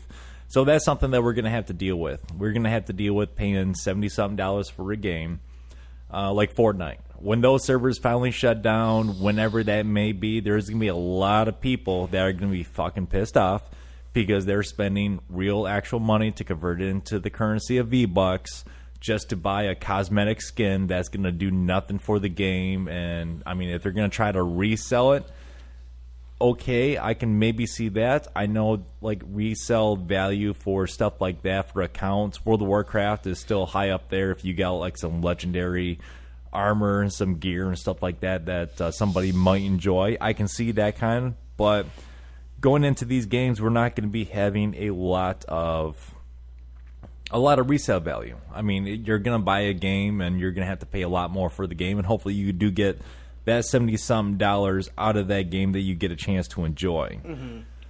Some games that people are not going to be able to enjoy are going to be coming from Take-Two as they cancel several unannounced games. So Take-Two is going to incur a $54.2 million impairment charge in the fourth quarter of this year, and there was talks of in May of 2021. By 2024, Take-Two was supposed to have 62 some odd games released by then. No exact number has been given on how many games has been canceled, but Take-Two does anticipate the full year bookings between this year to be 5.4 billion and 5.5 billion. So the reason why we don't quite know of what games are going to be coming up. But now you look into other game studios that are going to project, okay, we're going to be doing well, or we possibly could be doing well, and Rockstar being one of them. Rockstar has come out and saying that they're projecting to make a decent amount of coin within these next couple of years.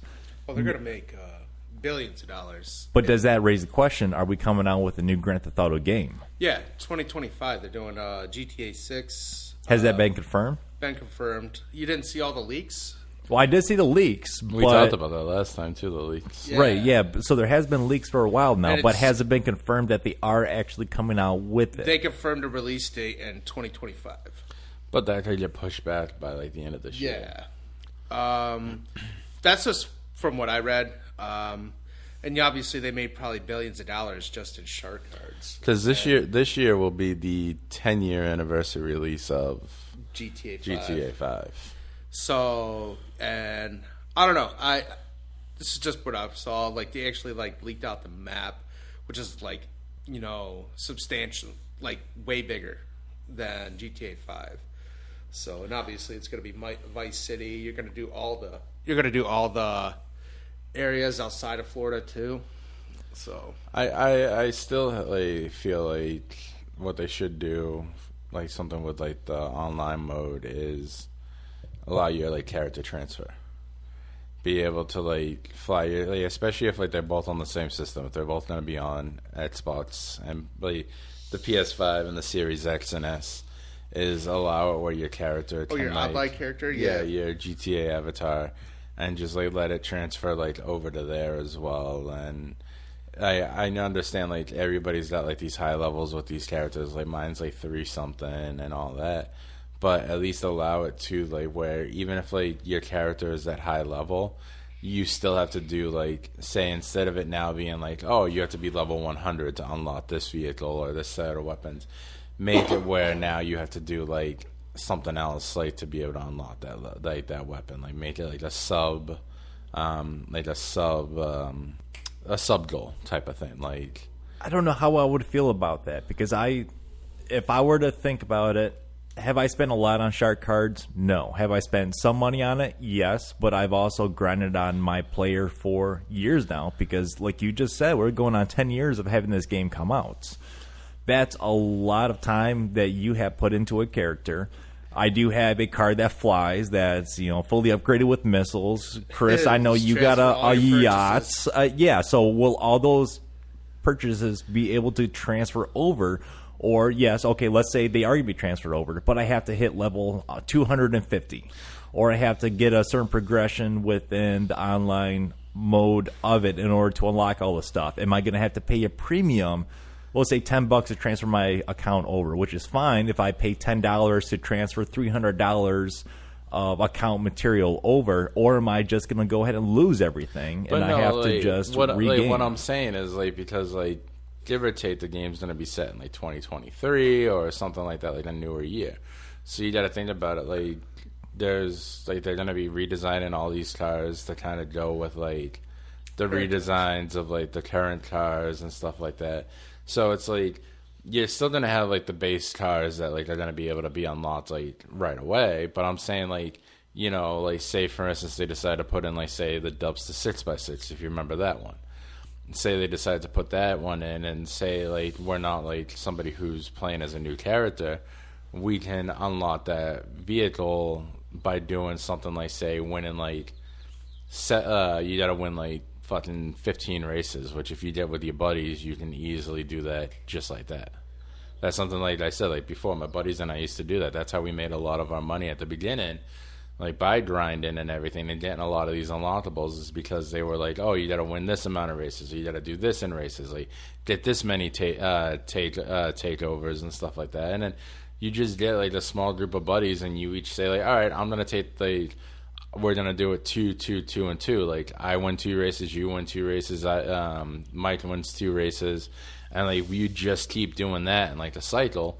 and then everything that's like unlocked like quick, and you just do like the small like quick races. Like that's what we used to do. What did we do, Steve? We used to rig the races. Yeah, so I was gonna say that I had a nice group of people that we all had special fancy motorbikes, and we would go. I don't know what dam it was, but it was like going underneath the dam in the sewers, and we would do the little. I remember because we were watching Grease one time at someone's house, and you're like, "Hey, does that look familiar?" And it was like the little, That was one of the racing areas we did too, and we also did it at the. It's like the L.A. River. Yeah. And we also did the one at the prison because it's just like one quick circle and. We used to do that, or we would like kind of just. Some people had custom races where it was like a block. You just go like take a quick right, take a quick right, take a quick right, and then go through another lap. And like that's how we would do it. Like you just do it with all that stuff. Yeah. So I remember grinding that stuff out, and you're talking a time to where I'm gonna just sit down and play a video game with some buddies.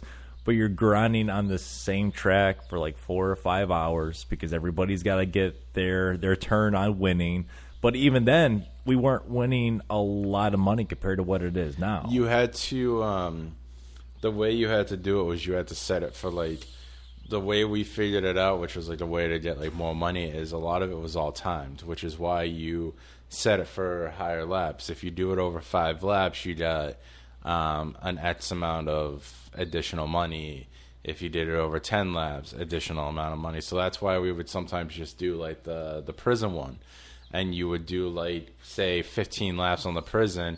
That takes you like maybe 15 minutes in total, but you're getting like that money and everything. Like a lot of it at the beginning was based on how long it took you to complete stuff, is depending on how much extra cash you would get. Like we would sometimes do Rooftop Rumble, which was like one of the quick ways to make money, and like we blew through that one time like quickly, and we realized we got lesser amount than what we got before because of how long it took us, of how quick we did it. We got lesser money, but the longer we took to do it, the more money we got, and that was one of the ways that we were able to we learned how to just like grind it by being able to get more money to do all of that. I like how GTA 6, I think they said the budget is like $1 billion.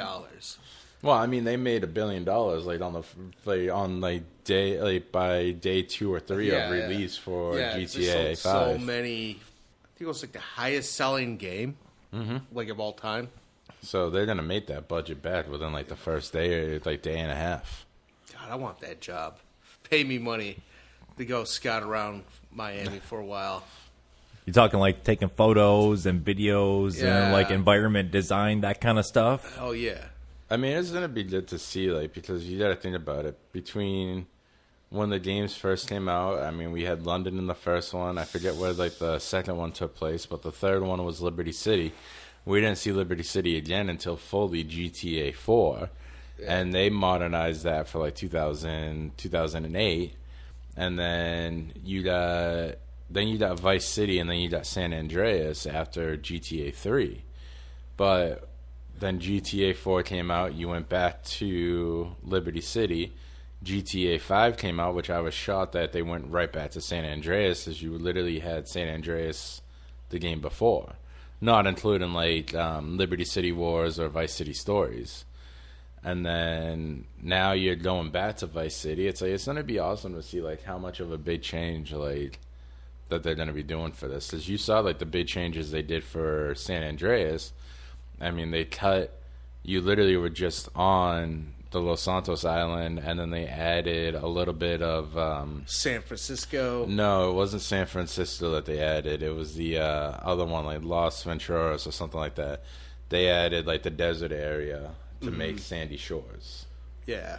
Oh, you're talking about GTA 5. I was thinking San Andreas because... No, I did mean like San Andreas. San Andreas was a big map. You had to unlock like 4 different locations. Yeah. It was... And in this one, it was basically, it's just an island and everything's already like open to you.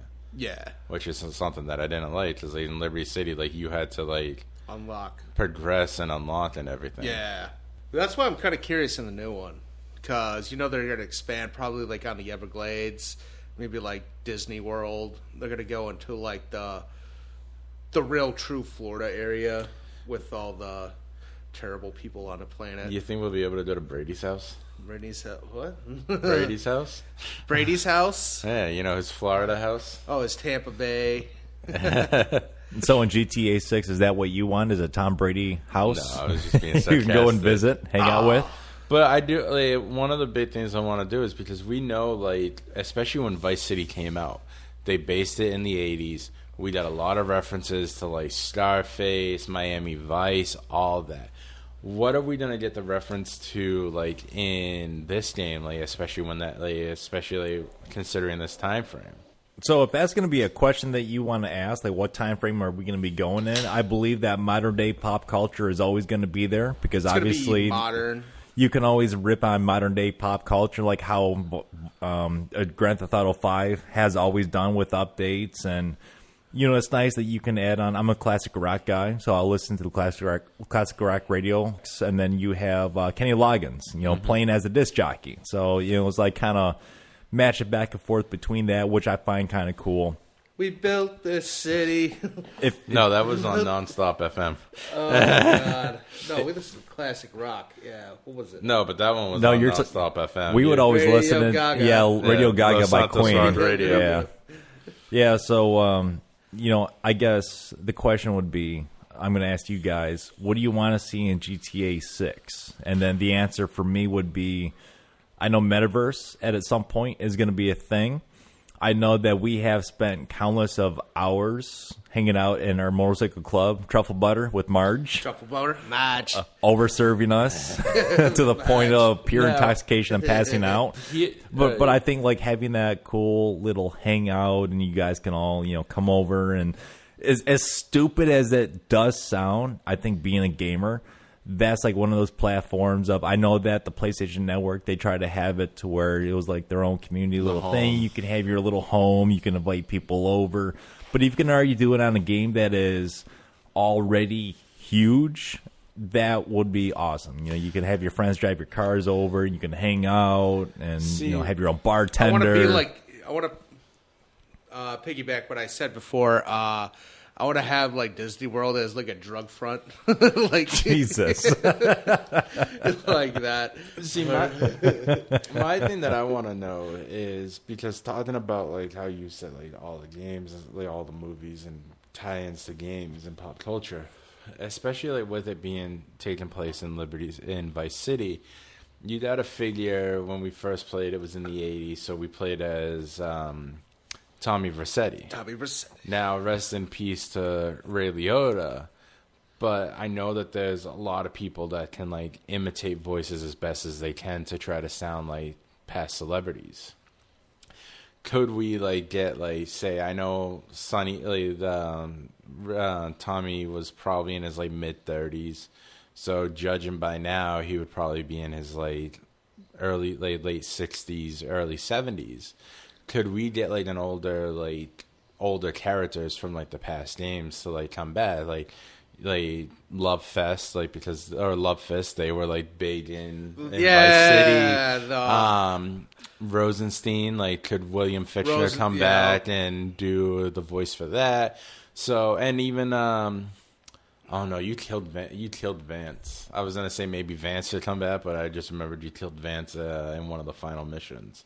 Oh. But again, could we get a lot of past characters coming into the game in older age?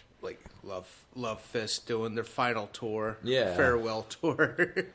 Oh my God! Even too, a nice thing to add in would be in Vice City Stories. That took place, I think it was 3 years before Vice City, the actual Vice City game. They had they included a fucking Phil Collins' concert in there. Could we get I know Phil has already done his past tour, his goodbye tour, but could we get Phil Collins to maybe redo that scene again in the game? So there's a lot of interesting things to add into previous games. They brought back what's his name from Lost in the Damned, but he ended up Johnny. Oh yeah, they brought Johnny, back, but he ended up being a meth addict. They brought back Patty McCready too. Like he's like one of the characters you can pick up in GTA Online. You can pick him up as a character too. So like they definitely have included. I mean, yeah, they brought back Gay Tony. Yeah, so they definitely have included like a lot of characters from past games. So be interesting to see whether they're in story mode or even online mode too. Yeah. So we'll say online. One last question. Would you guys like to see the original 3 main characters from GTA 5, which would be Trevor, Michael, and Franklin? And Lester. You gotta like really include Lester because he's been a staple between both of them.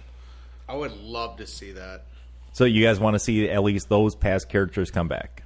Come back in a way, like not like segue to like, hey, this is a reference of this character, and this is from last game. If you played the last game, but not play as Trevor them. just fucking oozes Florida. I don't know if I see. No, Trevor really does ooze that he would be like from Florida itself. Yeah, but so like I would love to see him move over there. I want to say that any Grand Theft Auto game that you can go on from this point on will always have a Trevor. I think we need a Trevor in every Grand Theft Auto game. He's gonna spawn in his underwear. He's at an old person's home. You hear like Florida man does this. Florida man turns out he's the Florida man. Even if we don't see him, I know like again like it's been done in past games where they include like Trevor and like some type of story, or even Michael and Franklin.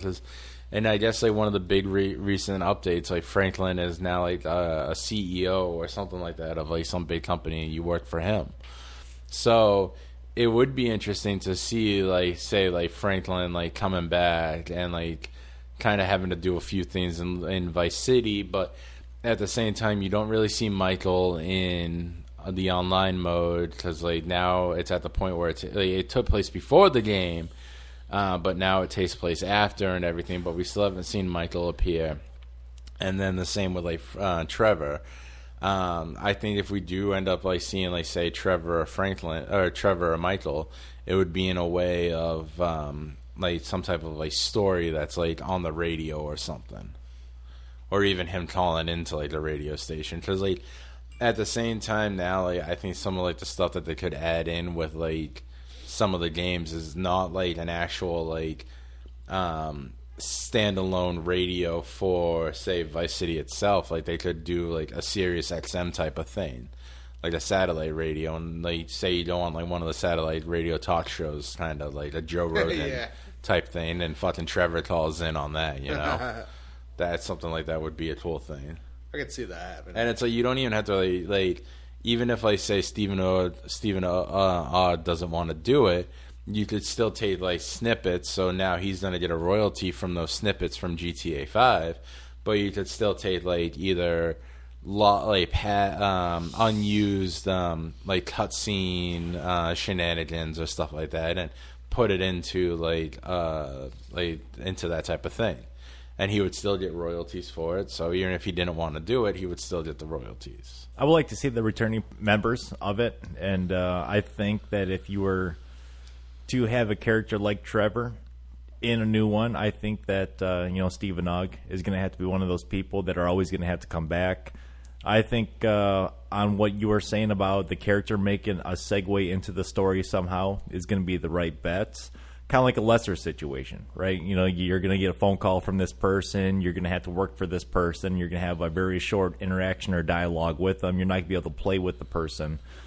But definitely we need some new characters. We need to find out which direction that they're going to want to go. So do you guys want to see it more on the Vice City side of GTA 6, like how it was, in the past in the 80s? Or I guess what kind of time frame do you guys want to have with it? I think it's going to be modern, and they're going to expand on, like I said before, all areas of like Vice City. You're going to have what, like Vice City and San Andreas? Because you're talking you're gonna have different time frames. Florida is such a trashy place. It's such a scummy fucking. I would honestly. That's why I see like when you see the article, Florida man, kidnaps, alligator and trains it to fucking hunt down, whatever. That would be Trevor. I have an article. I have a story that I heard that I'll tell later, but going on to like what you were saying, like modernize, but I would also kind of like to see what they did with San Andreas and GTA 5. If you remember, San Andreas took place in the 90s, like the early 90s, because like they did like the whole LA riot and everything. But and then when they went to San Andreas, it took place in like 2013 or 2012, like that time frame. So it was more or less like 20 years after GTA San Andreas. And I would kind of like to see that, like maybe instead of it being like the 2020s, I would like to maybe see it in like the early 2000s, like Miami, because like we know like Miami was thriving then, like in the early 2000s, and it would kind of be cool to like see it along that line instead of more modernized, but like still with like some modernized like pop culture stuff, like like instead of having Life Invader like, or like the not like Twitter, but like kind of like the Life Invader stuff as it is now, have like the Life Invader like when it first started and like first starting up and everything, as like that type of social media. So it's like a lot of the stuff would be more of a startup type thing. But then again, like we're all just like speculating like everybody else in the world. Yeah, right. Because we got a couple years before this game comes out. If it is going to be coming out in 2025, it could be delayed, God knows how many times, but I think that they're pretty well spot on as far as when it's going to come out. It is going to come out at least within a very close time frame, because it's not like they're just now working on the game. You know as well as I do that they've been working on this game probably since as soon as they turned on the servers for GTA 5, they were already working on GTA 6. I know they stopped all the add-ons for GTA 5 from what I heard. No, I think they're still gonna They're like still do working on it. a couple. I'm not gonna be I wouldn't be surprised if like by the time like everything's announced for GTA 6, if they do like a big update, like to start introducing it like that way into the game too. Introduction into a game with new characters. Dead by Daylight. Have you guys ever played that game? Nope. I don't think so. No? Okay, well, let me say this. If Nicolas Cage was in that game, would you want to play it? Yeah. Now, which Nicolas Cage are we talking about? Any version of Nicolas Cage. Yeah, with a receding hairline, which is still any version of Nicolas Cage. Yeah. Hair plugs or not. Anyway, if you guys want to learn more about that, Dead by Daylight, with the Nicolas Cage edition that's going to be coming out, more to come on July 5th. But the Steam public test build was already taking place on the 23rd of May, so by the time this already comes out, that will already be done. But according to everything online and the leaks from the Daylight crew themselves, June 13th is Chapter 28 of Dead by Daylight. So that's when we're going to see Nicolas Cage, Mr. Ghost Rider, in action. You know what I'm thinking? Like, now that you're saying it, I think you got to think about it. Nicolas Cage is coming in, so he's got to be coming in as like a horror character. And he did just do like a Dracula-esque movie. So are we going to get him as like the Renfield character? Like, is that why it's being done? Is to introduce like a vampire character? Because I know of Dead by Daylight, but I never played it. But I know they've had like Jason, Freddy, the Hellraiser character, Michael, I think, was in it. So it's like, is he going to be like the Renfield character, like a Dracula type character? I like how Nicolas Cage is coming back. As long as he pays his taxes, I think that's what all the IRS cares about. I remember for a while it was nothing but Nicolas Cage, with Pedro Pascal on TikTok. Oh, the fucking unbearable weight of massive talent. I love that movie. So you've seen it? Yeah. You probably haven't seen it. You got that right. I have not. Nicolas Cage plays himself, and it's pretty much like a drug cartel played by Pedro Pascal. He's a huge Nicolas Cage fan, like obsessive. So he invites him over, and they drop LSD at one point. It's pretty funny. Well, that escalated quickly. That's where the meme came from, the TikTok meme, like, Because they're like, I saw the meme. I don't know if you ever saw it. They're both driving in the car, and Nicolas Cage is tripping balls. And he looks over to Pedro Pascal, and he's just having the time of his life. He's got this, like, shit looking right on his face. He's just like, and I love it because, like, Pedro Pascal, well, I kind of want to talk about Last of Us, too, before we end. But, like, it was right when The Last of Us dropped. And everybody's like, for people who started watching the show, never played the game, who are getting, like, emotionally traumatized, and then it shows like Pedro Pascal like on the meme, and he's like everybody who's played the game it since 2013, and it's like if it's still on like the network that it was on when I watched it, if it's still on there, I'll check later on. But if you're down for it tomorrow night, we can watch it tomorrow night after you get off work. It's like probably like an hour 45, just under 2 hours, I think, movie. Dear God, just like that one episode of Suits that you started to make me watch. I forgot that first episode was an hour and a half. Sitting there, how long is this? I think it's probably like an hour and a half, 2 hour episode. When we started getting a little bit longer in and everything, I'm like, shit, this is longer than what I thought.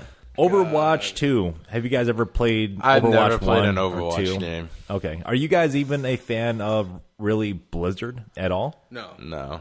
No? Okay, so nothing with Diablo, nothing like that? No. And I think I played like that Diablo game once, and that was it. Okay, so I'll skim through this real quick. Overwatch 2 player versus environment mode has been officially canceled. This is coming from Blizzard. It was on their Twitter account. They shared an image that they're planning on still having for Overwatch 2 seasons 5, 6, 7, and beyond. They have an entire timeline going on. But as far as the long-awaited player versus environment hero mode, that has been nixed. No more of it. And Diablo 4, I did get a chance to play the beta. I did not get a chance to play the stress test, but there are the beta pass that's going to be going on. They do have the pricing, the season, and the details and everything going on with it. I won't get too much in with it with you guys. I'll talk with somebody else on it that is more into it. But I am really looking forward to playing Diablo 4. It's one of those games that you can just lose yourself into. And I'm looking forward to it. It's been a long-awaited time since we've had a Diablo game. Yeah, but it's just like, exactly, you guys aren't, Blizzard fans, you're not Diablo fans, so I'm not going to I'm not going to blow my load in your apartment living room going over it. He's already started. I can see it. Yeah, I had to stop myself. This is the meme. Last of Us. He's like tripping out. He's just like, what the fuck is going on? Those who play. He's tripping out. And Nicolas Cage, he's got hair in that scene at least. He looks pretty good for his age. It's a wait. Yeah, hair plug. He's got the hair plugs going in. Those fans who never played the game, those who've been playing the game since 2013, they're emotionally traumatized. So let's speak of fans that have been playing the game for a very long time. Mortal Kombat. That game has been out since the 90s, right? And they're coming out with number 1. Yeah, so that's reboot, I guess. Very weird. Mortal Kombat 1. So when I heard this news, I'm thinking to myself, Mortal Kombat 1. I'm like, Jesus Christ, is this like an Xbox thing of Xbox One? It's the first Xbox? No, it's not the first. But the reason behind the Mortal Kombat 1 title is because this is like the birth of a new series, new trilogy, whatever you want to call it. I don't even want to call it a trilogy. They're obviously going to be having a lot more. But you're going to have your standard model that's going to come at $70, your premium, which is $110, or the collector's edition for the PlayStation. And collector's is spelled with a K, by the way. It is, and I call it an addiction is because it's going to cost $250. So you better be into the Mortal Kombat franchise, and that's coming out on the PS5 or the Xbox That's One. why Sega's jumping that press. Oh, my God, man. I just saw something with Mortal Kombat today. I guess they are going to be introducing Jean-Claude Van Damme as a character in the game. I heard him. Who else did I hear? They're going to introduce Conor McGregor. I heard like Peacemaker probably. I don't know. Teletubbies. Right. I don't know. That would be fucking awesome. No. Not at all. Fucking Tinky Winky just like fucking fucking going ham on fucking Scorpion, like. Okay, so real quick, September 19th of this year is when the release date of Mortal Kombat 1 is going to be coming out. I guess the reason why I had Conor McGregor pop up into my head, Mike, is when you guys were outside doing your thing on the porch, I was just walking around your apartment per usual, and I seen your Conor McGregor whiskey that was proper 12. completely sucked dry. Not even a drop left in it. That was my older brother, because when he helped me move in, I was like, hey, after we were all sitting down, I'm like, you want to come in for, a drink? So he came in and he drank all my good whiskey. Oh, he drank all your good whiskey. Well, I drank most of it, but there was still some there. Well, it's funny because I moved the bottle of whiskey, and I'm like, oh, this is Connor's brand. That's cool. I set it down the counter, and I open up the covers. I'm like, there's nothing here. Close those doors, put the bottle of whiskey back. And I open up the other covers. I'm like, oh, there's a taco seasoning pack and like Velveeta cheese. I got my Velveeta mac and cheese. And then I closed those doors. I went to the next cover set, and you're very spot on. You had 3 glasses. That's all you have. You had 3 glasses, and some paper plates, 3 Tupperware containers, and 3 paper bowls. No paper plates? No plates, just paper bowls. Oh, God damn. Yeah, but at least now he's at a toaster. Yeah, but now he's got a toaster. I know. It's a very singles guy, lonely singles guy apartment. Let's go ahead and bounce back real quick on Harry Potter Hogwarts Legacy. That has been officially delayed when it comes to everything that wants to come out for the Switch. So that's not going to be out until November 14th of this year. Amazon Games, they want to go ahead and have their own MMO game. Amazon's coming up with games? Lord of the Rings MMO. That's right. So what they have Jeff Bezos. Yeah, so here's a fun fact with this. Well, I don't know if Jeff Bezos has much to do with it besides just getting money. And I read an article. He's got like a $500 million yacht that he was out on. And I mean, talk about some real life GTA shit. $1 billion yacht. Yeah, in Miami. It must be fucking great, right? But anyway, so the last time that we had a Lord of the Rings online game, this was 16 years ago that it was released. So this is going to be a huge thing. There's no release window given yet, but Amazon Games is taking on this monumental hurdle of wanting to have the Lord of the Rings book trilogy out onto the actual gaming platform themselves. So they saw the success of Harry Potter, so they wanted to bank off Lord of the Rings. Possibly. Okay. Yeah, so you're talking about reviving something that's been dead for a while. Same thing goes with Ubisoft and Assassin's Creed.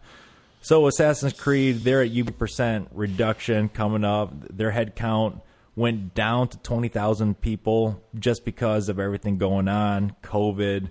Everybody just meet the demand of trying to save money. Just Dance 2023 did not do very well between that and combined. Rocksmith Plus was only at $1.97 billion, which is still down 14.6% from last year. So what they're wanting to do is they're seeing a big increase still in Assassin's Creed Valhalla. The players are still 44% life to date, and Odyssey and Origins are up 19%. So they're seeing a lot more people that are wanting to jump on into these games. And the next forward event by Ubisoft is going to be on June 12th. So possibly we're going to be seeing more of a reboot in the Assassin's Creed side. I just really hope that if they want to reboot it or at least revisit these games, I'm totally fine for it. But I don't want them to release a single Assassin's Creed title every single year. I don't think they're going to do that again. I don't think so either. They learned the lesson. Well, they did it before. That's how they did it with the originals. Because when you think about it, you got Assassin's Creed, and then 2 years later, you got Assassin's Creed 2. The following year, you got Revelations, and then Brotherhood's right afterwards. You got Odyssey, and then you got Black Flag, and China Chronicles, and Odyssey, so many things. So once they got past Syndicate, because those were being released almost on a yearly basis. But once they got past Syndicate, they went into Odyssey. That came out, I think, 2 or 3 years after Syndicate, and then, or no, not Odyssey, Origins, and then Odyssey came out a few years later. Same with Valhalla, and I'm gonna be honest, one of those, I'm probably one of those 44% because I did the same thing again that I did last time before I came out on a podcast. Was I played Valhalla again for a little bit.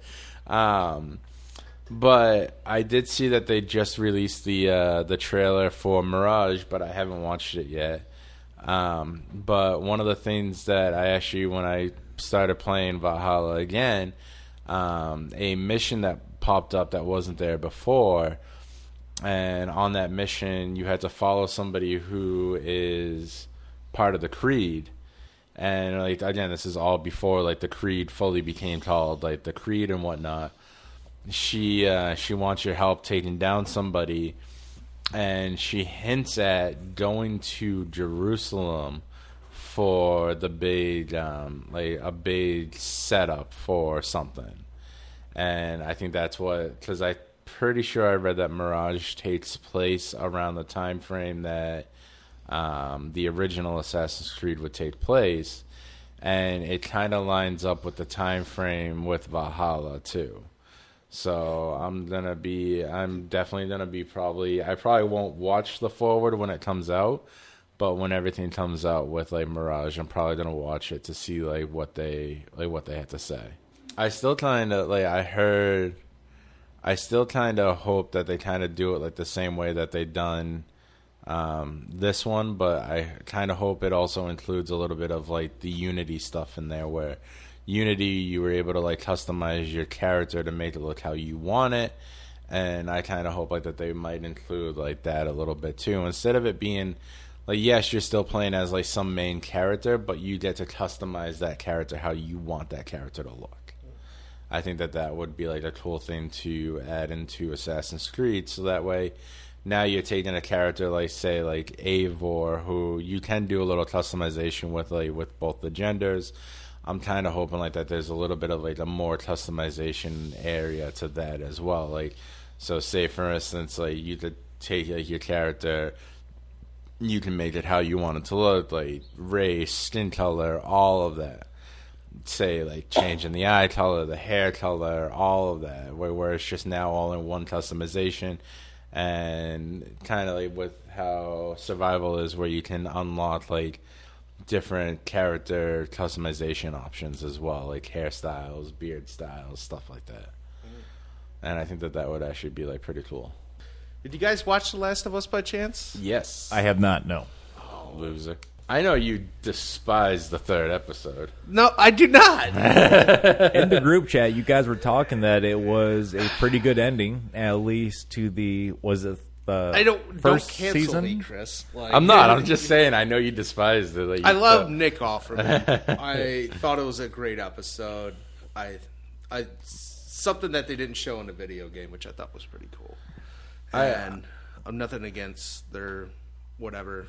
I don't like the way that episode ended with both of them passing on. Fucking Romeo and Juliet. Yeah, I don't like the way that they both passed on, because if you remember, one of them is a big character in the first one, and I think he's like somewhat of a not a big character, but like a minor character in the second one.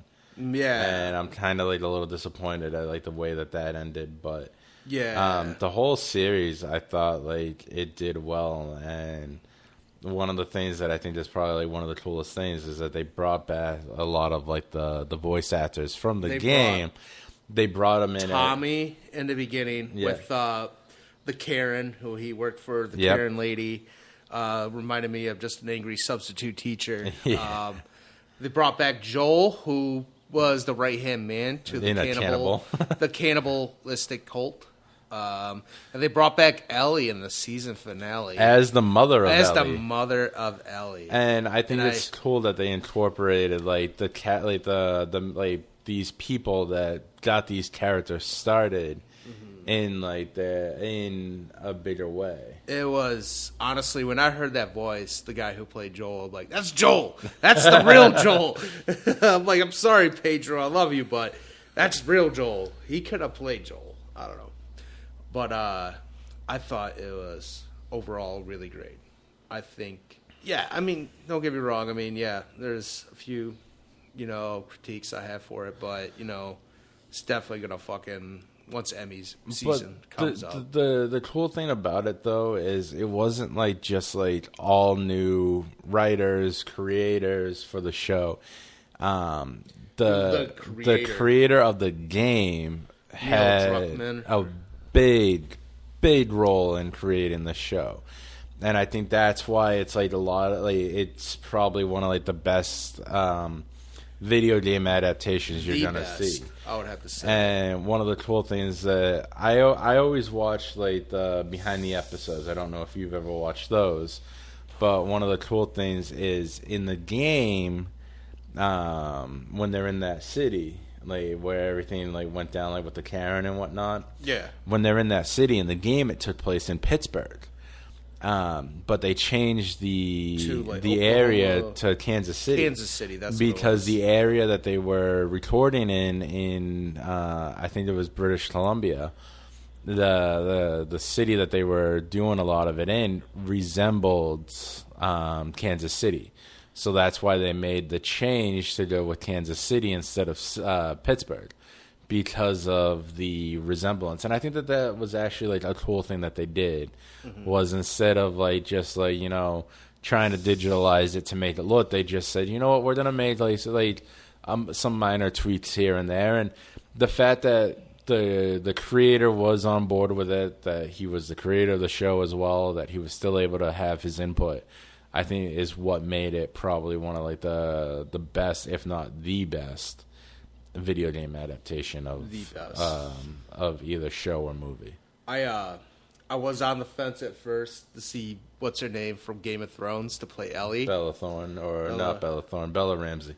Bella Ramsey. I like how they did bring in both main characters are Game of Thrones characters. Yeah. I thought that was pretty cool. And then I don't know if you ever saw Game of Thrones and how Pedro Pascal, his ending was in that show. I'm guessing he died. His ending's going to be just about the same. Yeah, that's what I'm saying. I feel bad because, like, when they come up with season 2, that's, like, the moment. Like, everybody's like, hey, you play part 2, Last of Us? So, like, did you get to the scene? Like, yeah, dude. Shit gets real. And I kind of feel like he's going to go out the same way.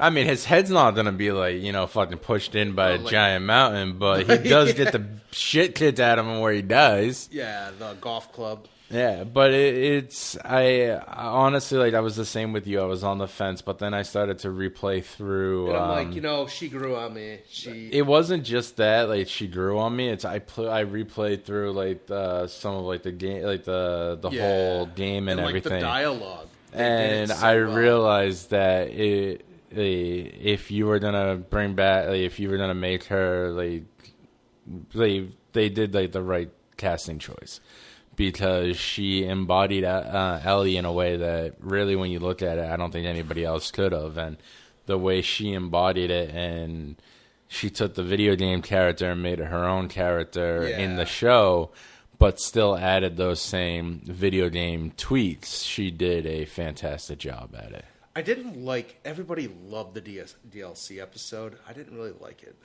Yeah, like it was the same thing that I've told you like before. It was probably more like a full. Like, they probably did it as like a fuller episode to give Joel a break, like to give Pedro a break and everything. And we don't know too. Like, at the time, like when they were shooting it, Pedro might have had something else to go on, and that's why they made it like a fuller episode instead of half of an episode, you know? Yeah. So there's always that things like where, yes, like scheduling conflicts can arise, and I think that's more or less like what it was. He was doing The Mandalorian season 3. Yeah, so he probably had to go and do like quick retakes for Mando season 3, and had to like, that's probably why they made it like longer than what they probably intended. I didn't like it. I liked it. I should say I didn't like it as much as the other episodes, but further you get into the episode, I liked it. Overall, they did a really good job. I loved how they brought back Joel, Ellie, Tommy. Mm-hmm. It was just... They brought the 3 staple characters back in a different role. And they made sure you knew. Because, like, I know, I think when I got my haircut from your wife, I don't even think she knew that Ellie was the mom. And I had to tell her. And I was like, that was pretty cool. I was like, you didn't know that? And I'm like, yeah, Ellie gives birth to Ellie. Yeah, she gives birth to like the character in 2 different ways. Yeah. I don't know if she played the game all the way through, and especially having a second of the game, and now we're coming up with season 2 of the TV show. It is good that they are correlating very well, at least from how it sounds, because I haven't watched any of The Last of Us when it comes to the TV show itself. but the game alone, I haven't touched anything on the Evil Within 2, and The Last of Us 2, and Dead by Daylight. There's a lot of games that seem to tie in very well that would make really good TV or movie adaptations. This one, it sounds like from what everybody is telling me, is hitting the spot right on. Mm-hmm. I'm a Halo fan through and through. I lost interest on the very first episode of Halo when I saw Master Chief's face. It was over for me. It did pick up, and I did like it, but it wasn't at the top of my list of it's in my top 5 of video game adaptations, but it's not where The Last of Us is number 1 because they stuck with it.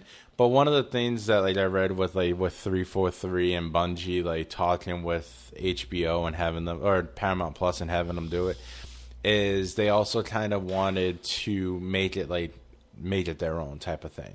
And that's why a lot of things are different than what you would expect in the game, how it's oh, we never really saw his face. Well, at the same time, we never saw it's basically somewhat of a prequel to the actual Halo games at the same time. It lost me when he had the love interest with the main villain. Yeah, but yeah. I again, it's something it was more. I think it was more of a connection more than a love phase. But at that same time, if they do end up doing a season 2 of Halo, we might see something completely different where they just erase Chief's memory, which is why some of that stuff never popped up in the games. And I think if they erase Chief's memory, that's when if you remember in the very first one, he's released from that cryogen, and then he's got Cortana. The hallway I think scene. That's what it's gonna end up being. Is once this series is done, it's a mind wipe to get it back into the game. The hallway scene where he traps Halsey in the door.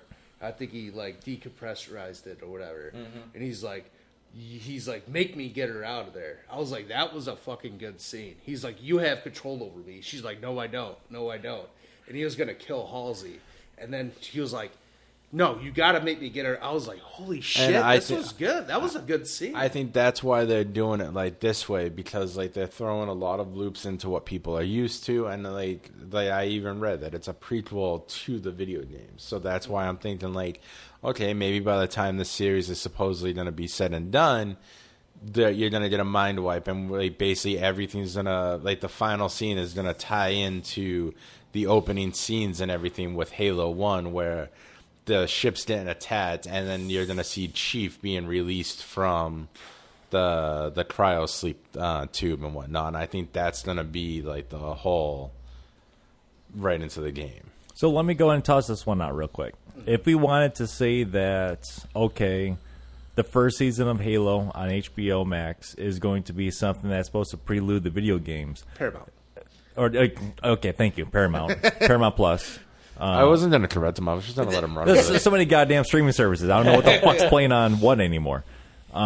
If we're going to go in that route, then why are we not going to be following the book line in the series of The Fall of Reach? They did kind of go through the book, though. But yes, I understand that they did, but then why are we showing Master Chief right at the very beginning, following that character all the way through? Even on the first goddamn episode, you should be waiting to have that monumental piece until maybe the end of the season, and then show all these characters and build development, because you know who the fuck Master Chief is going to be. Because I think 343 said to them take it your own way. Well, they fucked up. It was the same thing. Remember, think about this. Elton John, they did his autobiography in a movie. But at the same time, it wasn't a legitimate autobiography. It was a fiction autobiography. That's what Elton said. If you actually took my full life and put it into a movie, you'd never be able to release it, because that's how fucked up his life was. Sure. And he went to Tehran and said to him, play the character how you want to play it. Don't be me, because then the movie's not going to get released. And that's why I think, again, Rocket Man was a better movie than Bohemian Rhapsody. I still have yet to see both. But that and that's what I think 343 kind of said to them, make it your own type of thing. take what you want from the extended universe, from the games, but they're probably wanting to like where like now like you're taking stuff from the books, you're breaking it up, you're adding it in, and you're basically just doing it on like that whole like whim thing, like taking bits and pieces but making like the main storyline that you're seeing with Chief, and then everything else is going to be like those flashback type storylines. So like to include stuff like the books, like the Fall of Reach and all of those like all the legend stuff, the Forward Onto Dawn stuff, like that's all gonna be included, but probably in like flashbacks. We'll see, but I guess maybe in TV shows, when I start to see flashbacks, then I know that the series is in trouble because they don't really have a clear direction. But I don't know. I mean, let's see what happens. If we are going to be having a season 2 of it, fantastic. I can't wait. I need to get past that first episode on Paramount Plus. I thought the first episode wasn't that bad. Maybe I'm just bitching because I played the game for because that's your what? Staple. That's your like 2 goddamn decades. I played the game and I've never seen the guy's face. Not once have I seen the guy's face. I know the guy's voice by heart. I hear it in my dreams all the time. But then as soon as I saw his face in the first episode, I'm just like, holy shit, that's it. It had a lot of potential, I think, and then it got a little weird, but I'm not a director. I would have taken it a different way. Yeah, that's what I think they are going to come out with a season 2 because I still look forward to it every week. I was like, I want to see what they're going to do. They're going to do something different, whatever. I don't know. But when they started going to the backstory of this little girl and like her and his buddy, I don't know. He goes and meets up with his buddy who I don't know what happened to him. But he released. Like, you not finished it, or no? You did finish it. I finished it, but yeah. So his buddy like quit the Spartan program, and like ran away and everything. Yeah, he ran away, and Chief's like, "Yeah, you can't do that. You can't do that." He's like, "I'm not allowed to let you," but he ends up letting him, and they're like best friends. So he goes off, sends this little girl that he saves to go hang out with him, and then they have like a whole filler episode. I hated that shit. So I don't know. It was renewed for a second season on February 15th, 2022, and it was ahead of the series premiere. It was renewed on 2022, and we're now in 2023. Yeah. And we're going into June. And we still have yet to hear anything again, about like, what's going on. production, like they could be working on. Like, and you got to think about it. I'm going to use Star Trek Picard for an example. That first season was released just before COVID, and then we didn't get the second season until 2022, and then the third season we just got, and like that wrapped up. But like Discovery, those have had like 2 years in between each episode. So a lot of these like Paramount shows that are exclusive to Paramount Plus are probably taking like a little bit of extra time to get started, because you got to think about it. They have a lot more opportunities to do stuff to make it more like movie-esque style, to make it more like to be able to do a lot more like story-wise. So, and I think that's why House of the Dragon that came out last season, and the new season's not coming out until 2024. And they just started production on season 2, so everything's gonna take its time. Like after this podcast is released, we could probably see say mid-July that production has started, and it's gonna be released in 2024. Like we don't know. Everything's just taking time. Especially now, stuff's on streaming. They are able to get away with a lot more shit. I didn't like the Uncharted movie, but that's it. No Mark Wahlberg for you. No Mark Wahlberg. Tom Holland is not Nathan Drake. Sorry. And you got Mark Wahlberg's nephew sitting next to you on the couch. I like Mark Wahlberg. Unofficially. I'm not a fan of Tom Holland. That's just me. He wasn't. I did like the scene though in Uncharted where they arrive after the whole plane scene, and they arrive on the beach. The plane scene was good. The plane scene was good, and then they arrived on the beach, and that guy stops them. It's like, oh, what's up with you? That's the real Nathan Drake. He's like, oh, we just fell out of a plane, and Nolan North is sitting on a chair, and he's like, oh yeah, I've had that happen to me before.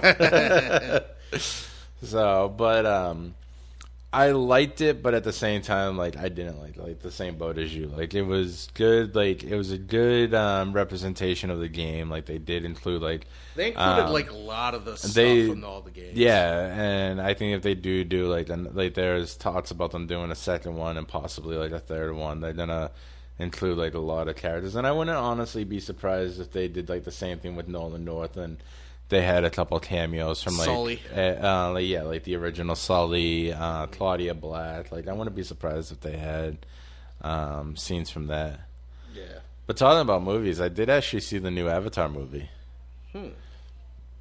And I'm gonna say it. Was it worth the yes, worth the 14-year wait or whatever? Yes, it was? because James Cameron is that type of director that wants to wait until stuff is like perfect. I mean, one of the things that I read before the first Avatar movie came out is he's actually had the script written for the original Avatar, premise and everything, since the late 80s. But because technology was not where he wanted to be, he put it on like the back burner. And he's actually been one of the people that have helped in the creation of all of this new like CGI, all of these like cool things that we're seeing in movies. He's been one of those people that have been on the back end helping develop it. And the reason why like he wanted to wait to try to release Avatar 2 was because the name of the movie is called The Way of the Water, and it does take place, like, majority of the movie is around like the water and shit, and there's a lot of stuff that takes place underwater. So because of that, he wanted to wait until like technology was the same thing, like help develop the technology so that way he could do like the CGI and all that underwater. And it's just like everything took its time. I mean, they've been in development with the movie for regular production, like principal photography had been done for a few years, but they still had to do all the CGI, all of like the animatronics and everything for the underwater stuff. And he wanted to wait until technology was good with that. And unlike like Avatar 3 is probably going to be released next year because they did film everything like back to back, and it still kind of takes place with the water atmosphere too. Huh. What movies are you looking forward to coming up? Because there's like a big release. There's Fast X, which came out this past weekend. You got summer-wise, you got The Flash, and I'm excited to see Michael Keaton as Batman again. I want to see Indiana Jones. I want to see if they redeem that. I think they will redeem it. I mean, right. I've already saw like the Metacritic, and only there's been 7 Metacritic reviews, and it's at a 43%. But like everybody else says, nobody listens to those fucking critics anymore. No. What else is coming out? Oh, we got The Little Mermaid coming up. You excited for that? I saw the preview when I watched Guardians. I don't know. I didn't really pay attention to the preview, but... you got the new animated Spider-Man movie coming out next weekend into Across the Spider-Verse. Across the Spider-Verse. The following weekend, you got the new Transformers. No, Michael Bay is not in part of any of it. Oh. And it's got like the Beast Wars element to it. What about the new Mission Impossible? Yes, I love Mission Impossible. The last one was great. Yeah. So this one comes out this year. Mm-hmm. The next one comes out November of next year. So we're going to have to wait a year and a half for the next one. Oh, my God. And can I tell you something fucking hilarious? The last when we last did the podcast back in October, I had mentioned that I did a run-through of the Mission Impossible movies. About a month ago, I did a run-through of the Mission Impossible movies again. Oppenheimer. Have you seen that trailer? No. That's the new Christopher Nolan movie coming out about the atomic bomb. Oh, yeah, I heard about that. I saw that trailer before I went to go see the 40th anniversary of Return of the Jedi. Oh. And let me tell you this much. The Return of the Jedi, I saw that in theaters for the 40th. Fucking kids should not have been allowed in there. My roommate and I went to go see it, and I leaned over to my roommate and I said, "Can I fucking Anakin Skywalker these kids right now?" Because they were talking during the whole movie and you could hear them. And he leans over to me and he goes, "That's not the Jedi way." And I'm like, Anakin was not a Jedi at that point. Like, I wanted to order 66 these kids. This is why I hate movies. When I saw Guardians, it even pissed me off even worse because I just don't get it. Kids come in, parents bring their fucking kids into the movies. In which they're allowed to. Well, and the dad sits his 2 kids down, right? But the dad is literally in front of me. The movie's going, by the way. If you're going to come to a fucking movie, just fucking show up there on time, right? So he's in there, and he's standing up in everybody's way, trying to open the snacks for his kids, until he kind of looks at me, and I'm looking at him, and then he's like, "Oh, maybe I should sit down," and then in someone's way. Like... I'm like, not only are your kids being loud, you're being a fucking nuisance yourself. This is why I hate going to the movies. I would rather stream them at home every day, be able to have a beer, reasonably priced, pause the movie, go take a piss when I need to piss, not miss any of the movie. I get cinema as a thing. People take it as an experience, but you know what? People just don't give a fuck. It's and then you got to stand up when people are trying to get into the aisle. You got to be all awkward, and I just hate movies nowadays. When we went to the AMC theater that was a couple towns over. So of course I order our tickets online. I pick our seats, and like we sit down in our seat, and they got like the fucking lazy boy recliners. I go to fucking put mine back. Nope. Fucking thing is broken. I'm like, you motherfucker. So I'm sitting there, I'm like fucking adjusting all the time because like when I go to a theater, depending on if it's like the newer like recliner seats or if it's like the old stadium seating. It's a nice seat. I know which ones you're talking about. Like you get to lean back, you get false. But like I always like my feet, like my legs, like when they're sitting, like how this is for like a long period of time.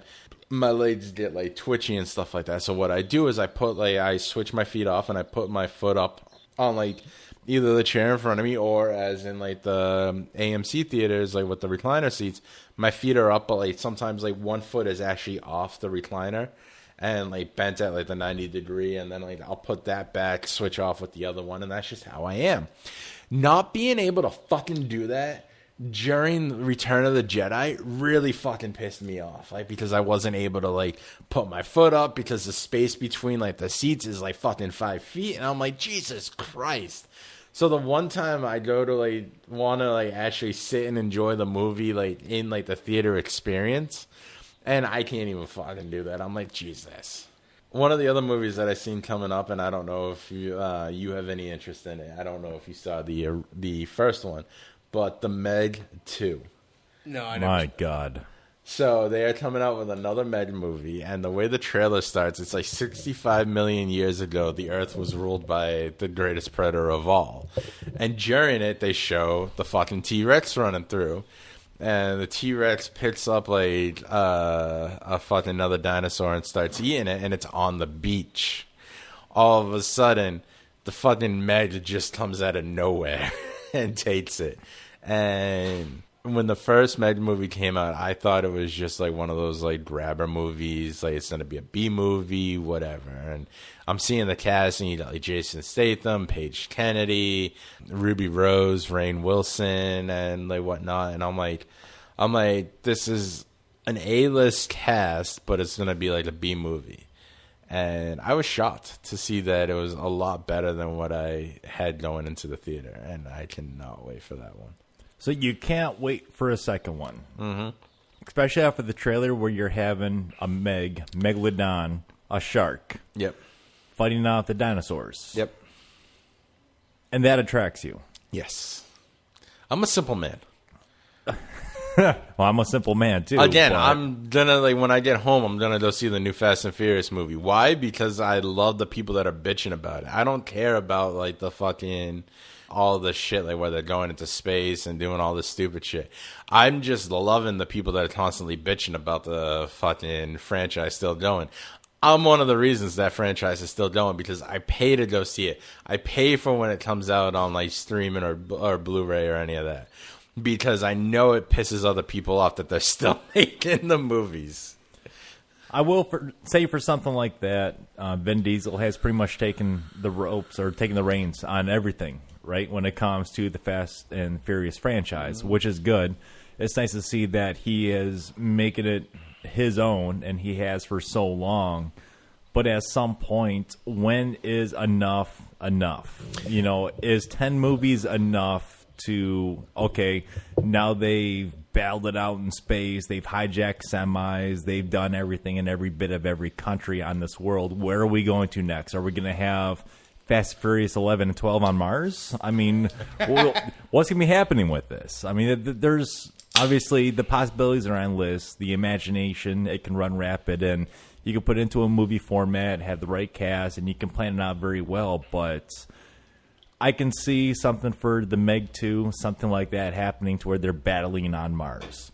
For something a little bit more realistic, Fast and Furious 11 and 12 after 10, I mean, at what point are you finally going to put the final nail in the coffin and call it, you're over, you're done with? Right. I should have done it after, what's his name? Paul Walker died? Well, supposedly, I guess like, what I've heard is he was a cyborg, and he never really died. That's no, his brothers are actually, like, because of like the way that the deep fake technology has come a long way since the previous one, like the last one that he was in where he dies. I've heard that his brothers are going to be doing stand-in, and they're going to like kind of deep fake Paul Walker's like actual face like on it. Whether or not that's true, I don't know. But the way they ended Fast 9, where they showed Brian showing up in his fucking Nissan Skyline, it wouldn't surprise me, even if it's not like a big scene, like it's just something like he's being held hostage or something. I can see that being done, but I don't think they're gonna like revolve like multiple scenes around him. You know, it's gonna be probably like scenes like where he's being held hostage, and they're just using the brothers as like the deep fake and everything, because they're right now like both of them are about his height and build. So why try to go get someone completely different? And when you do the deep fake, you're not gonna have to do that much of a deep fake edit, because the brothers literally, it's like copy and paste of him just about. So to be the guy in the editing booth that says, Jesus Christ, we're going to add Paul into this movie again. I have to do all this over again. I can only imagine how that person feels. The way like you look at it, though, it has been about 10 years since Paul Walker's death. So I think they might just do something like that, like to kind of another like memorial type thing for him. Like maybe they might kill off like the character Brian this time, or who knows like how they're going to do it. But it's probably just being done in a way to like honor him on his like 10-year anniversary of his death. Yeah, and I think that's a very good way too, because I don't know how the personal relationship between Paul Walker and Vin Diesel was. I'm sure it was a lot close, and I'm sure that Vin Diesel, like how I consider you my brother, and I've only known you like not even 10 years. Yeah, so if we were to have, if we had a movie franchise and stuff going on, would I still add you into the films for so long?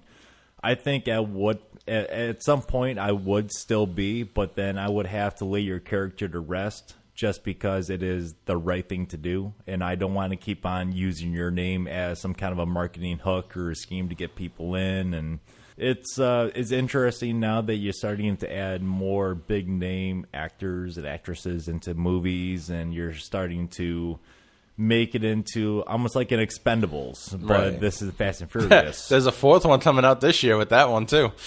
Can't wait. Can't wait. But the thing with the Expendable movies though is those are like cheesy takes on like the action movies. Like you can see it, like they're having fun. Like I saw like some of like the behind the scenes like when I got those movies, and they were having fun. It's just like cheese. It's literally like they even said it. It's a cheesy take on action movies. That's why, and I think it was like the third or either the second or third one, fucking Bruce Willis and Arnold Schwarzenegger had a scene together where they made fun of their fucking lines, like their great lines, like Bruce Willis, Arnold's like, "I'll be back," and Bruce Willis is like, "No, you've been back enough times. I'll be back." And then Bruce Willis runs off camera, and you hear Arnold go, "Yippee-ki-yay." So, and even Chuck Norris, he was in the second one. He had a cameo scene, and he made fun of like the Chuck Norris jokes. There was a line where Sylvester Stallone's character is like, oh, I heard you were attacked by a snake. And he's like, yeah, a cobra bit me, and after like 7 agonizing days of pain, the cobra finally died. Like, he literally took a fucking Chuck Norris joke and put it into a movie. Like, they're just doing cheesy shit and having fun with it. Like, that's what makes the Expendable movies like a good guilty pleasure, because it's cheesiness and it's making fun of like all the 80s action movies with their catchphrases. Yes. I will agree with that, because I think the best part of that, when I like really picked up on it, is when they finally introduced Wesley Snipes into those movies. Yes. And they were going through Wesley Snipes' career of, he's gone through all this stuff, and they finally got him on Tax Invasion. Yeah. And it's so true. They made fun of it in the movie. They're like, oh, like, we've called on you before. Guys, and he's like, spend all your money. The government can't take it if you spend it. But it was funny. Like, they got him in like the movie, and like they show his character on screen. They're like, oh yeah, we've been trying to like get you to help us out for a long time. He's like, yeah, I've been having issues with the government. And it's like the fact that they make fun of like all of that stuff in those movies is what made those movies like fantastic, because like they're able to poke fun at their careers. And that's the good writing portion of it. Yeah. My favorite Chuck Norris joke is, Chuck Norris once passed 6 kidney stones. They were collected by Thanos, embedded into a gauntlet.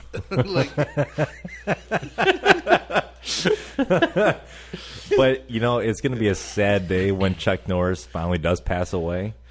And we're all going to be long gone, and Chuck Norris will finally pass away. Right?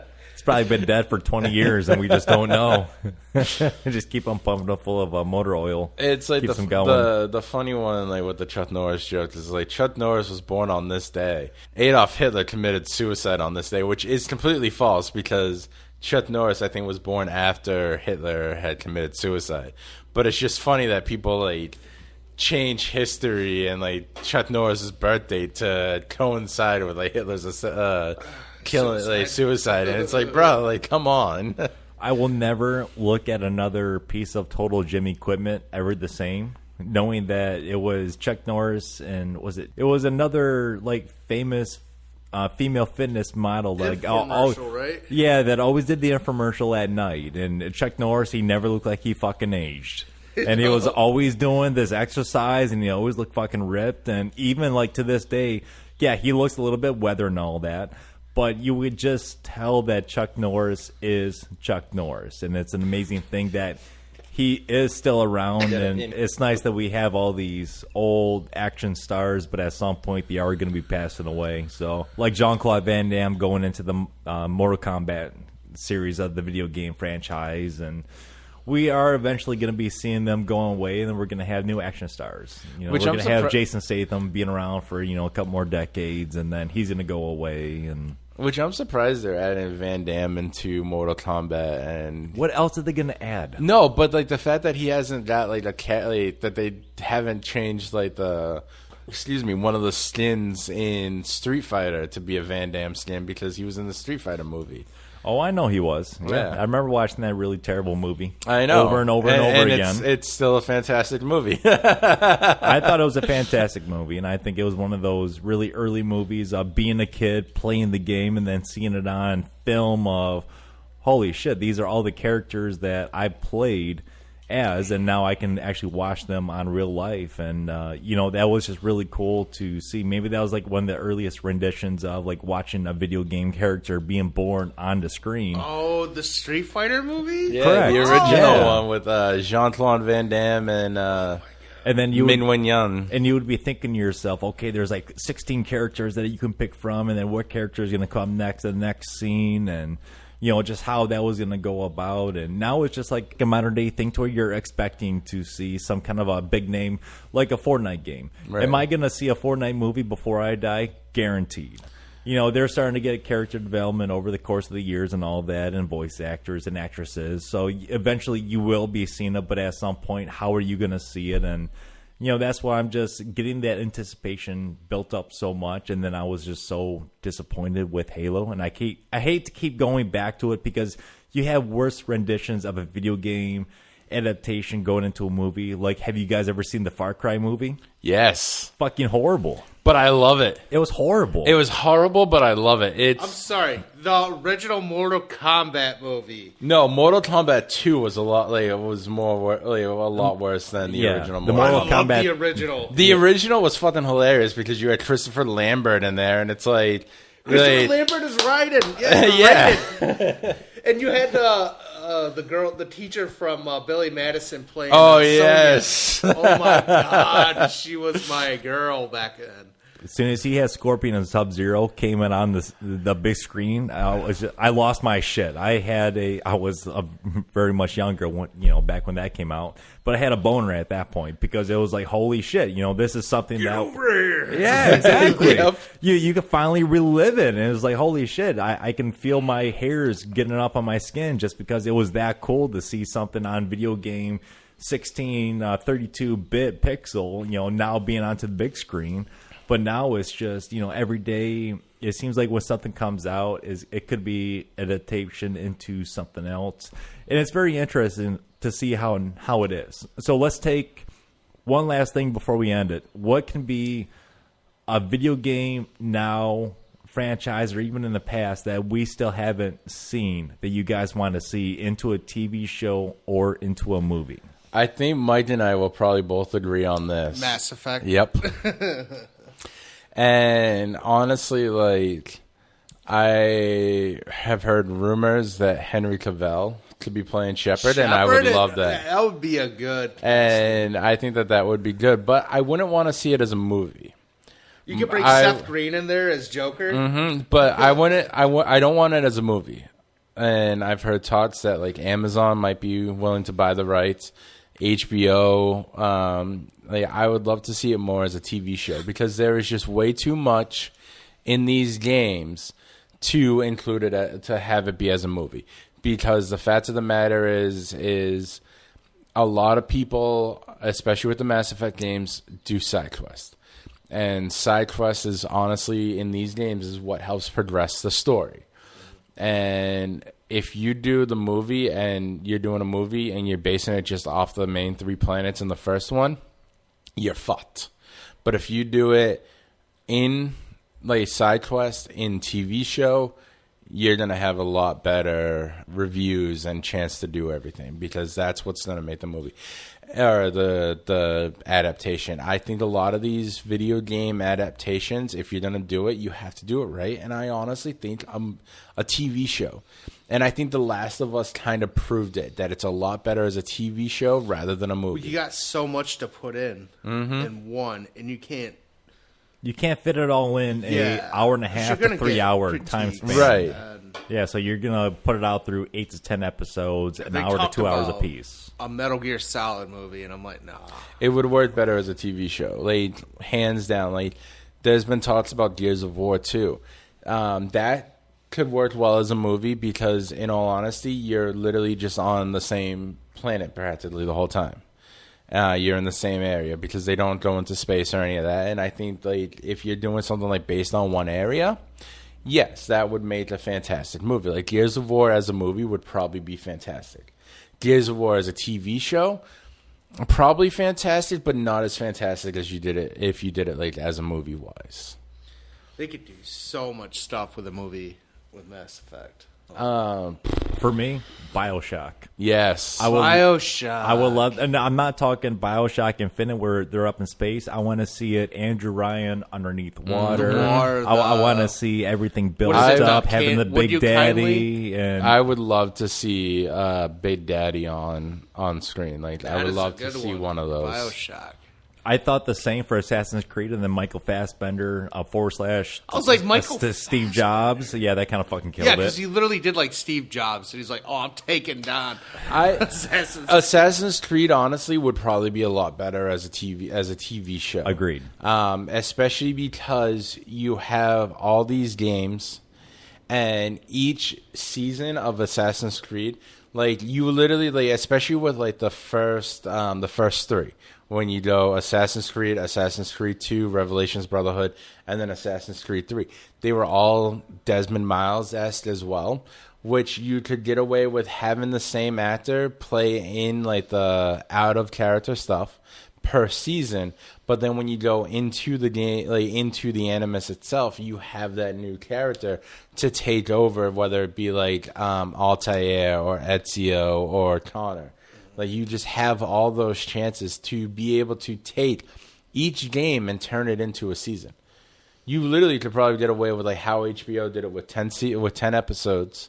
You could probably, if HBO picked it up, they could probably do 10 episodes and then like maybe do like 5 or 6 seasons. Another one, just because we haven't seen a good Western in a while. Red Dead TV show. Mm-hmm. Now, would you start it in the Red Dead Revolver video game and then move it out into Red Dead Redemption? I would do Red Dead 2 since it is a prequel. I would probably do. So Red Dead Revolver doesn't carry on with like John Marston or any of that. It's a complete another character. But if you're gonna do like the whole like the Marstons and like the Dutch game and everything, I would say like Red Dead 2 first, and then season 2 would be Red Dead 1. Now, I know you said you would want to end it, but there's one big thing that we have to all talk about because we all haven't been in the same room since it happened. Uh-oh. What? JDF. Well, he's dead, so we can't really bring him back. No, but like we haven't really like all talked about it together. What, as That's far so as like his sad. passing? Yeah, like Oh, so we're going to get all emotional right before we end it. Yep. R.I.P., man. This is great. Okay. It's sad. It really is. I'll go It's, last. You guys go ahead. Mike? All right, so first, backstory for Go everybody ahead, out there Mike. that's... Nope. I know, right? Yeah. Go ahead, Mike. Oh, wait, no, backstory. Fuck you, Mike. Go ahead about your feelings. Nope, never mind. You can put your feelings aside. So, real quick backstory. People out there that are listening, JDF, Jason David Frank, used to play Green Ranger, White Ranger, and 2 Red Rangers and a Black Ranger. Okay, so I almost got every color of the rainbow, right? He was out there in at least our 3 childhoods for a very long time.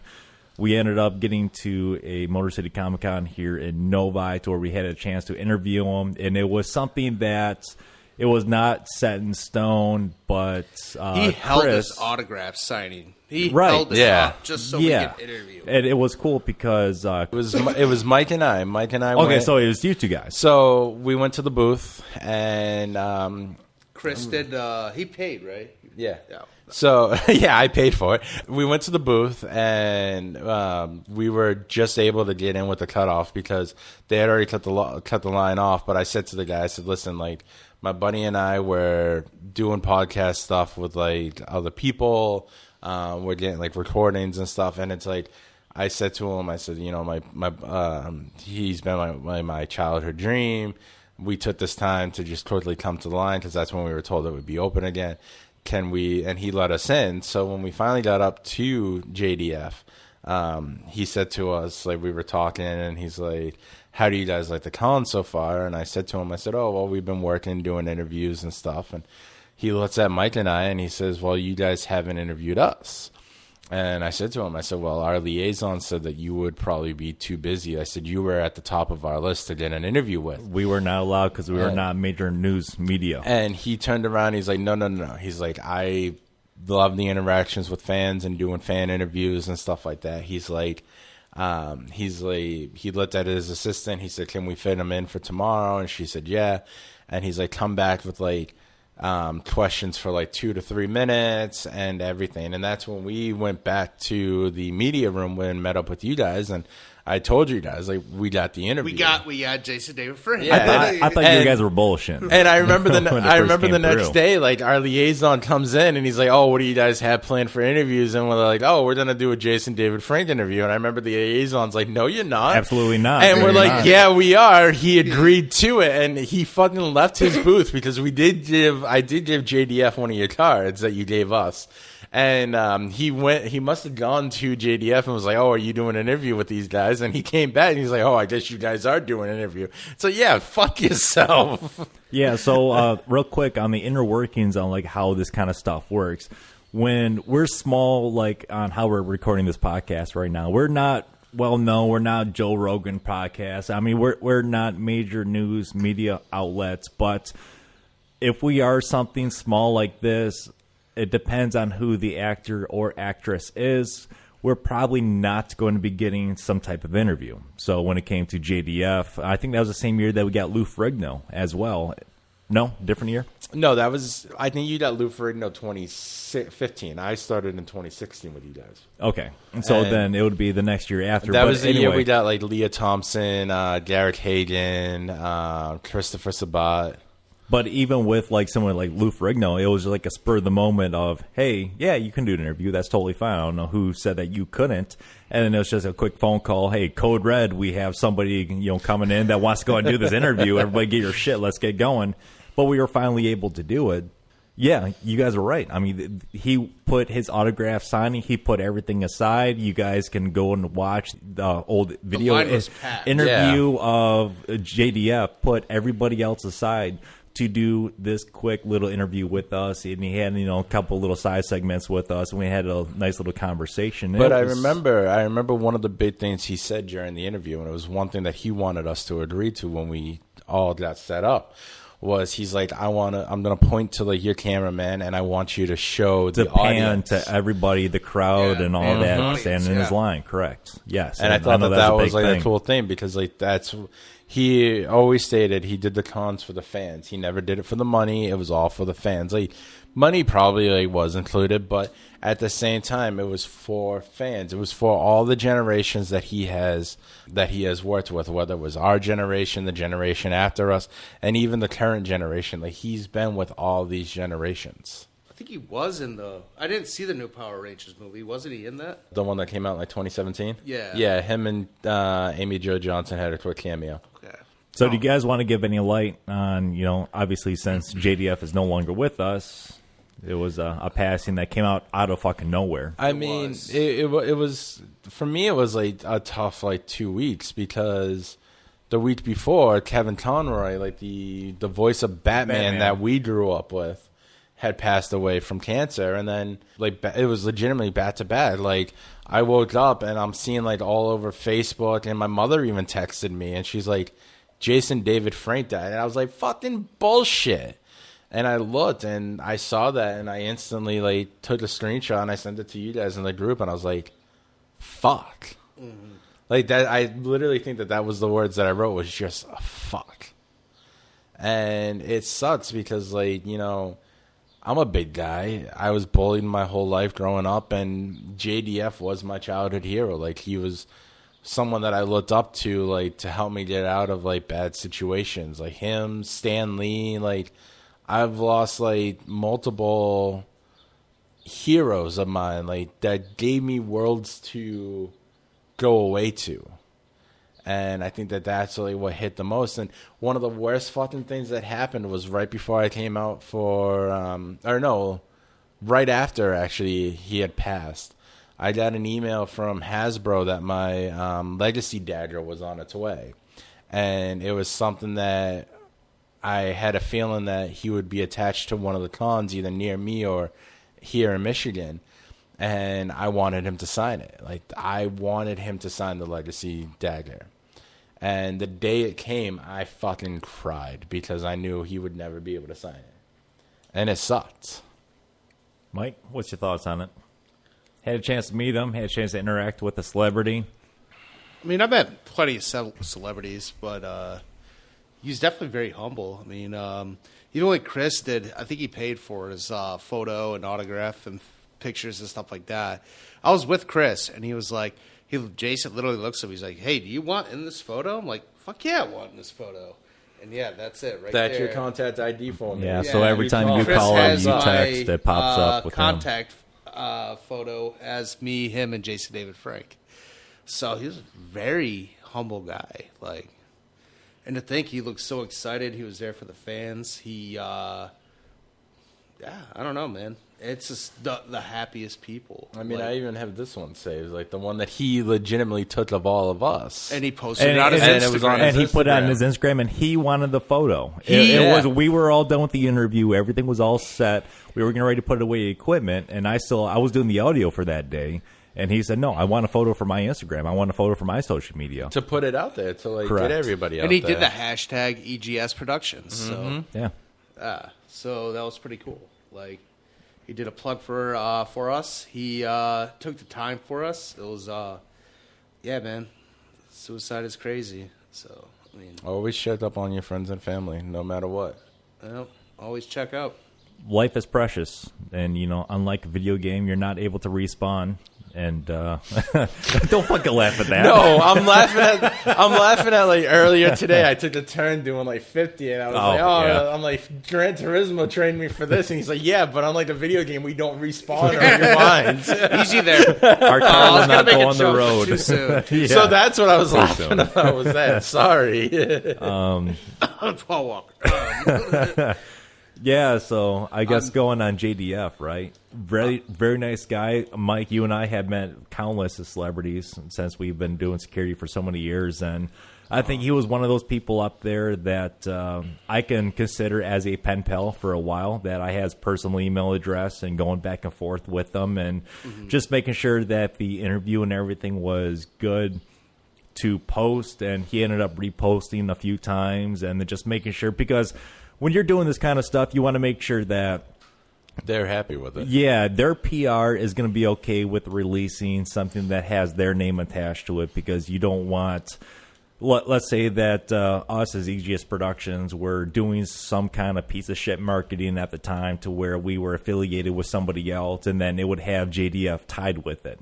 They don't want to have something like that tied with it, so you have to have a lot of communication, and it was not really even his PR, it was him directly, and then it was dealing with him, and then he would deal with his own PR. Yeah, he was a very great, genuine person, and every single day we got the autograph photo of when we all met him that day, sitting on the entertainment center at the house, and it's just a constant reminder of, life is precious, and you only get one life, and it's one of those things that it is very...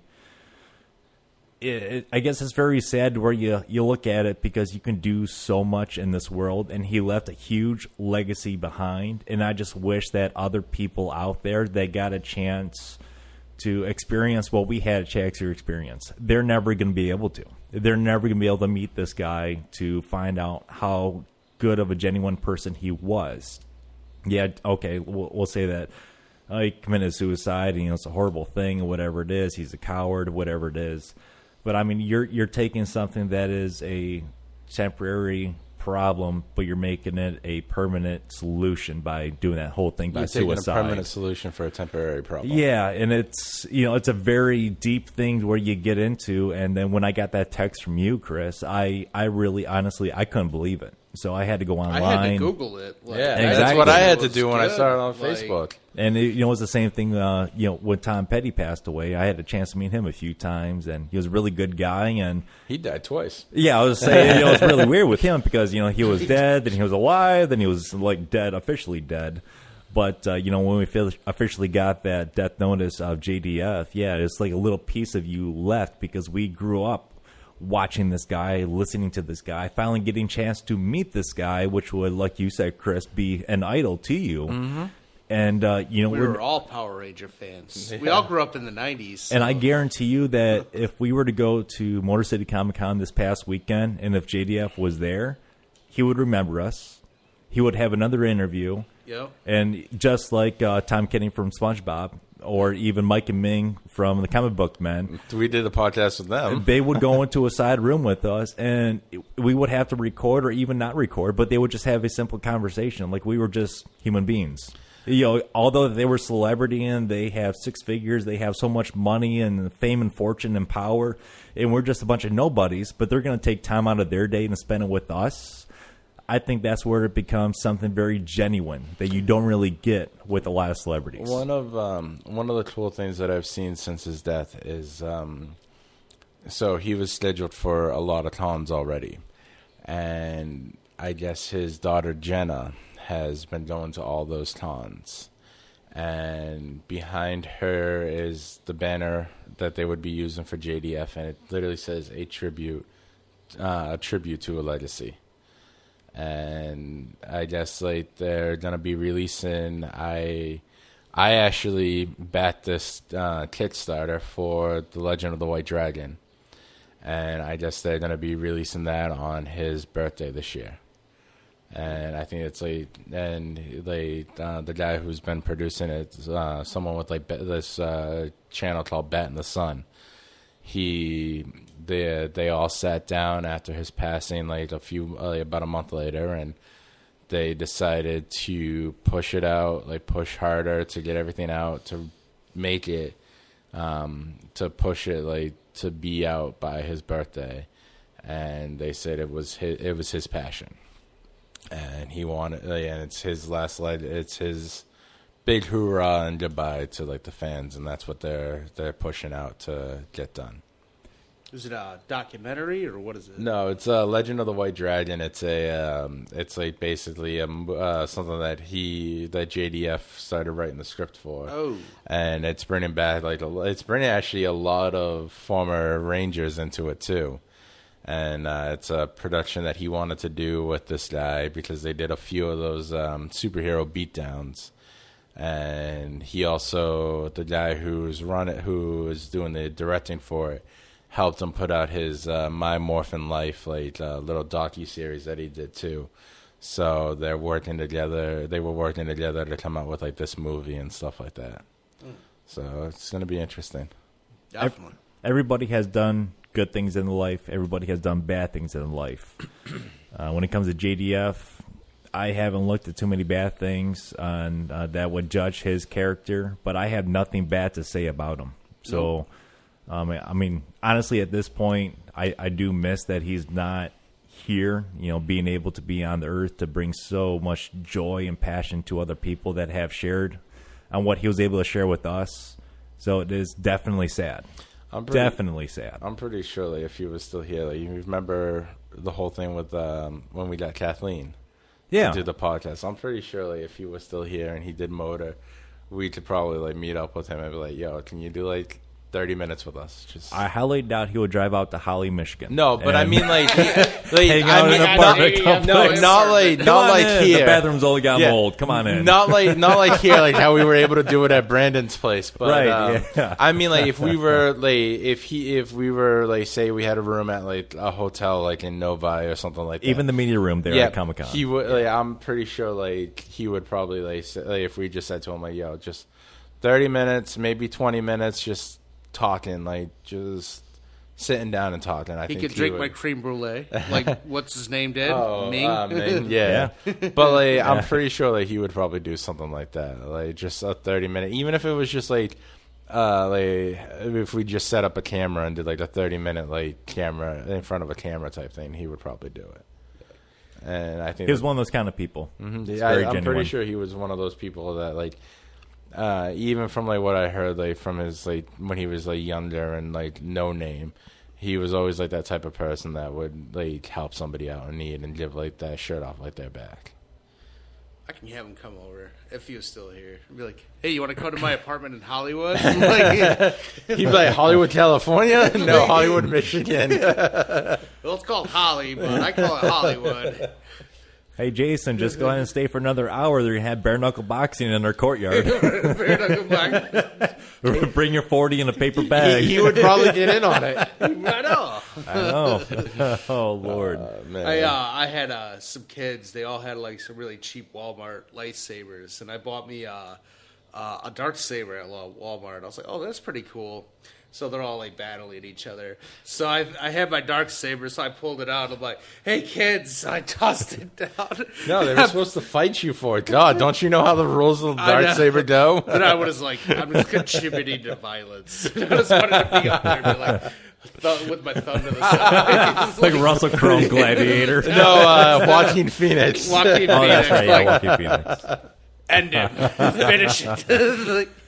It's real funny. So we just got on like a really like bad, sad time in the podcast. Let's bring it back up about your courtyard. Yeah.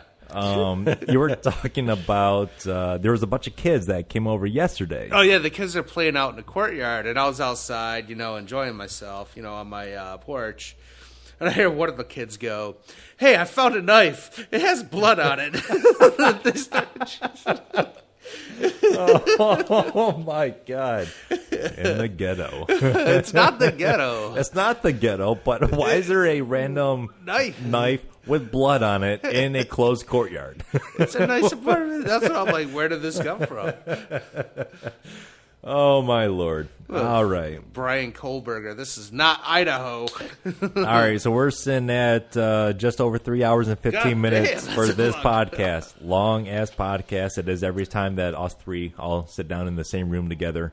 But you know what? Like, when you think about it, though, it's something like we're all reminiscing about stuff, talking about stuff. And it's not, yes, it's like like jibber, like goes from one thing to another thing, back to another thing, but it's just fun. I think if you were to get any one of us, and especially all three of us, into a room at the same time, there's been a lot of occasions that I wish that, even years ago, we had the ability just to have a handheld recorder, just to put down on the table and just to record, because we could go on just for hours. And that does not include any of our broadcasts or any of our streams, because I remember those Grand Theft Auto streams could go on for 5 or 6 hours. That could be a podcast in itself. Yeah, driving around. Yeah, I mean, the conversations that we would have. I mean, it's good times. One moment I'm in the car, the next moment I'm in my sub, like fucking launching a missile after you guys. I'll be like, "Hang on, Steve, I'll meet up with you in a minute. I got a 9/11 this plane." Too soon. Parachute out into the Maze Bank fucking whatever building. And I'm hanging out there at the motorcycle club drinking with Marge. Madge. What do you got for me, Madge? All right. Is there anything else you guys want to talk about before we end it? I gotta pee. All right. Sounds good. We're all going to pee together. For podcast streams 3, number 10, thank you guys for listening. And until 311 comes out, y'all take care, and we'll talk to you soon. Where were you at, Leo? Damn it, Leo.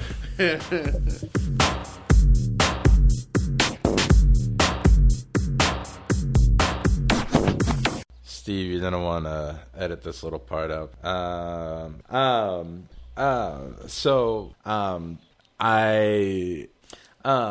Okay.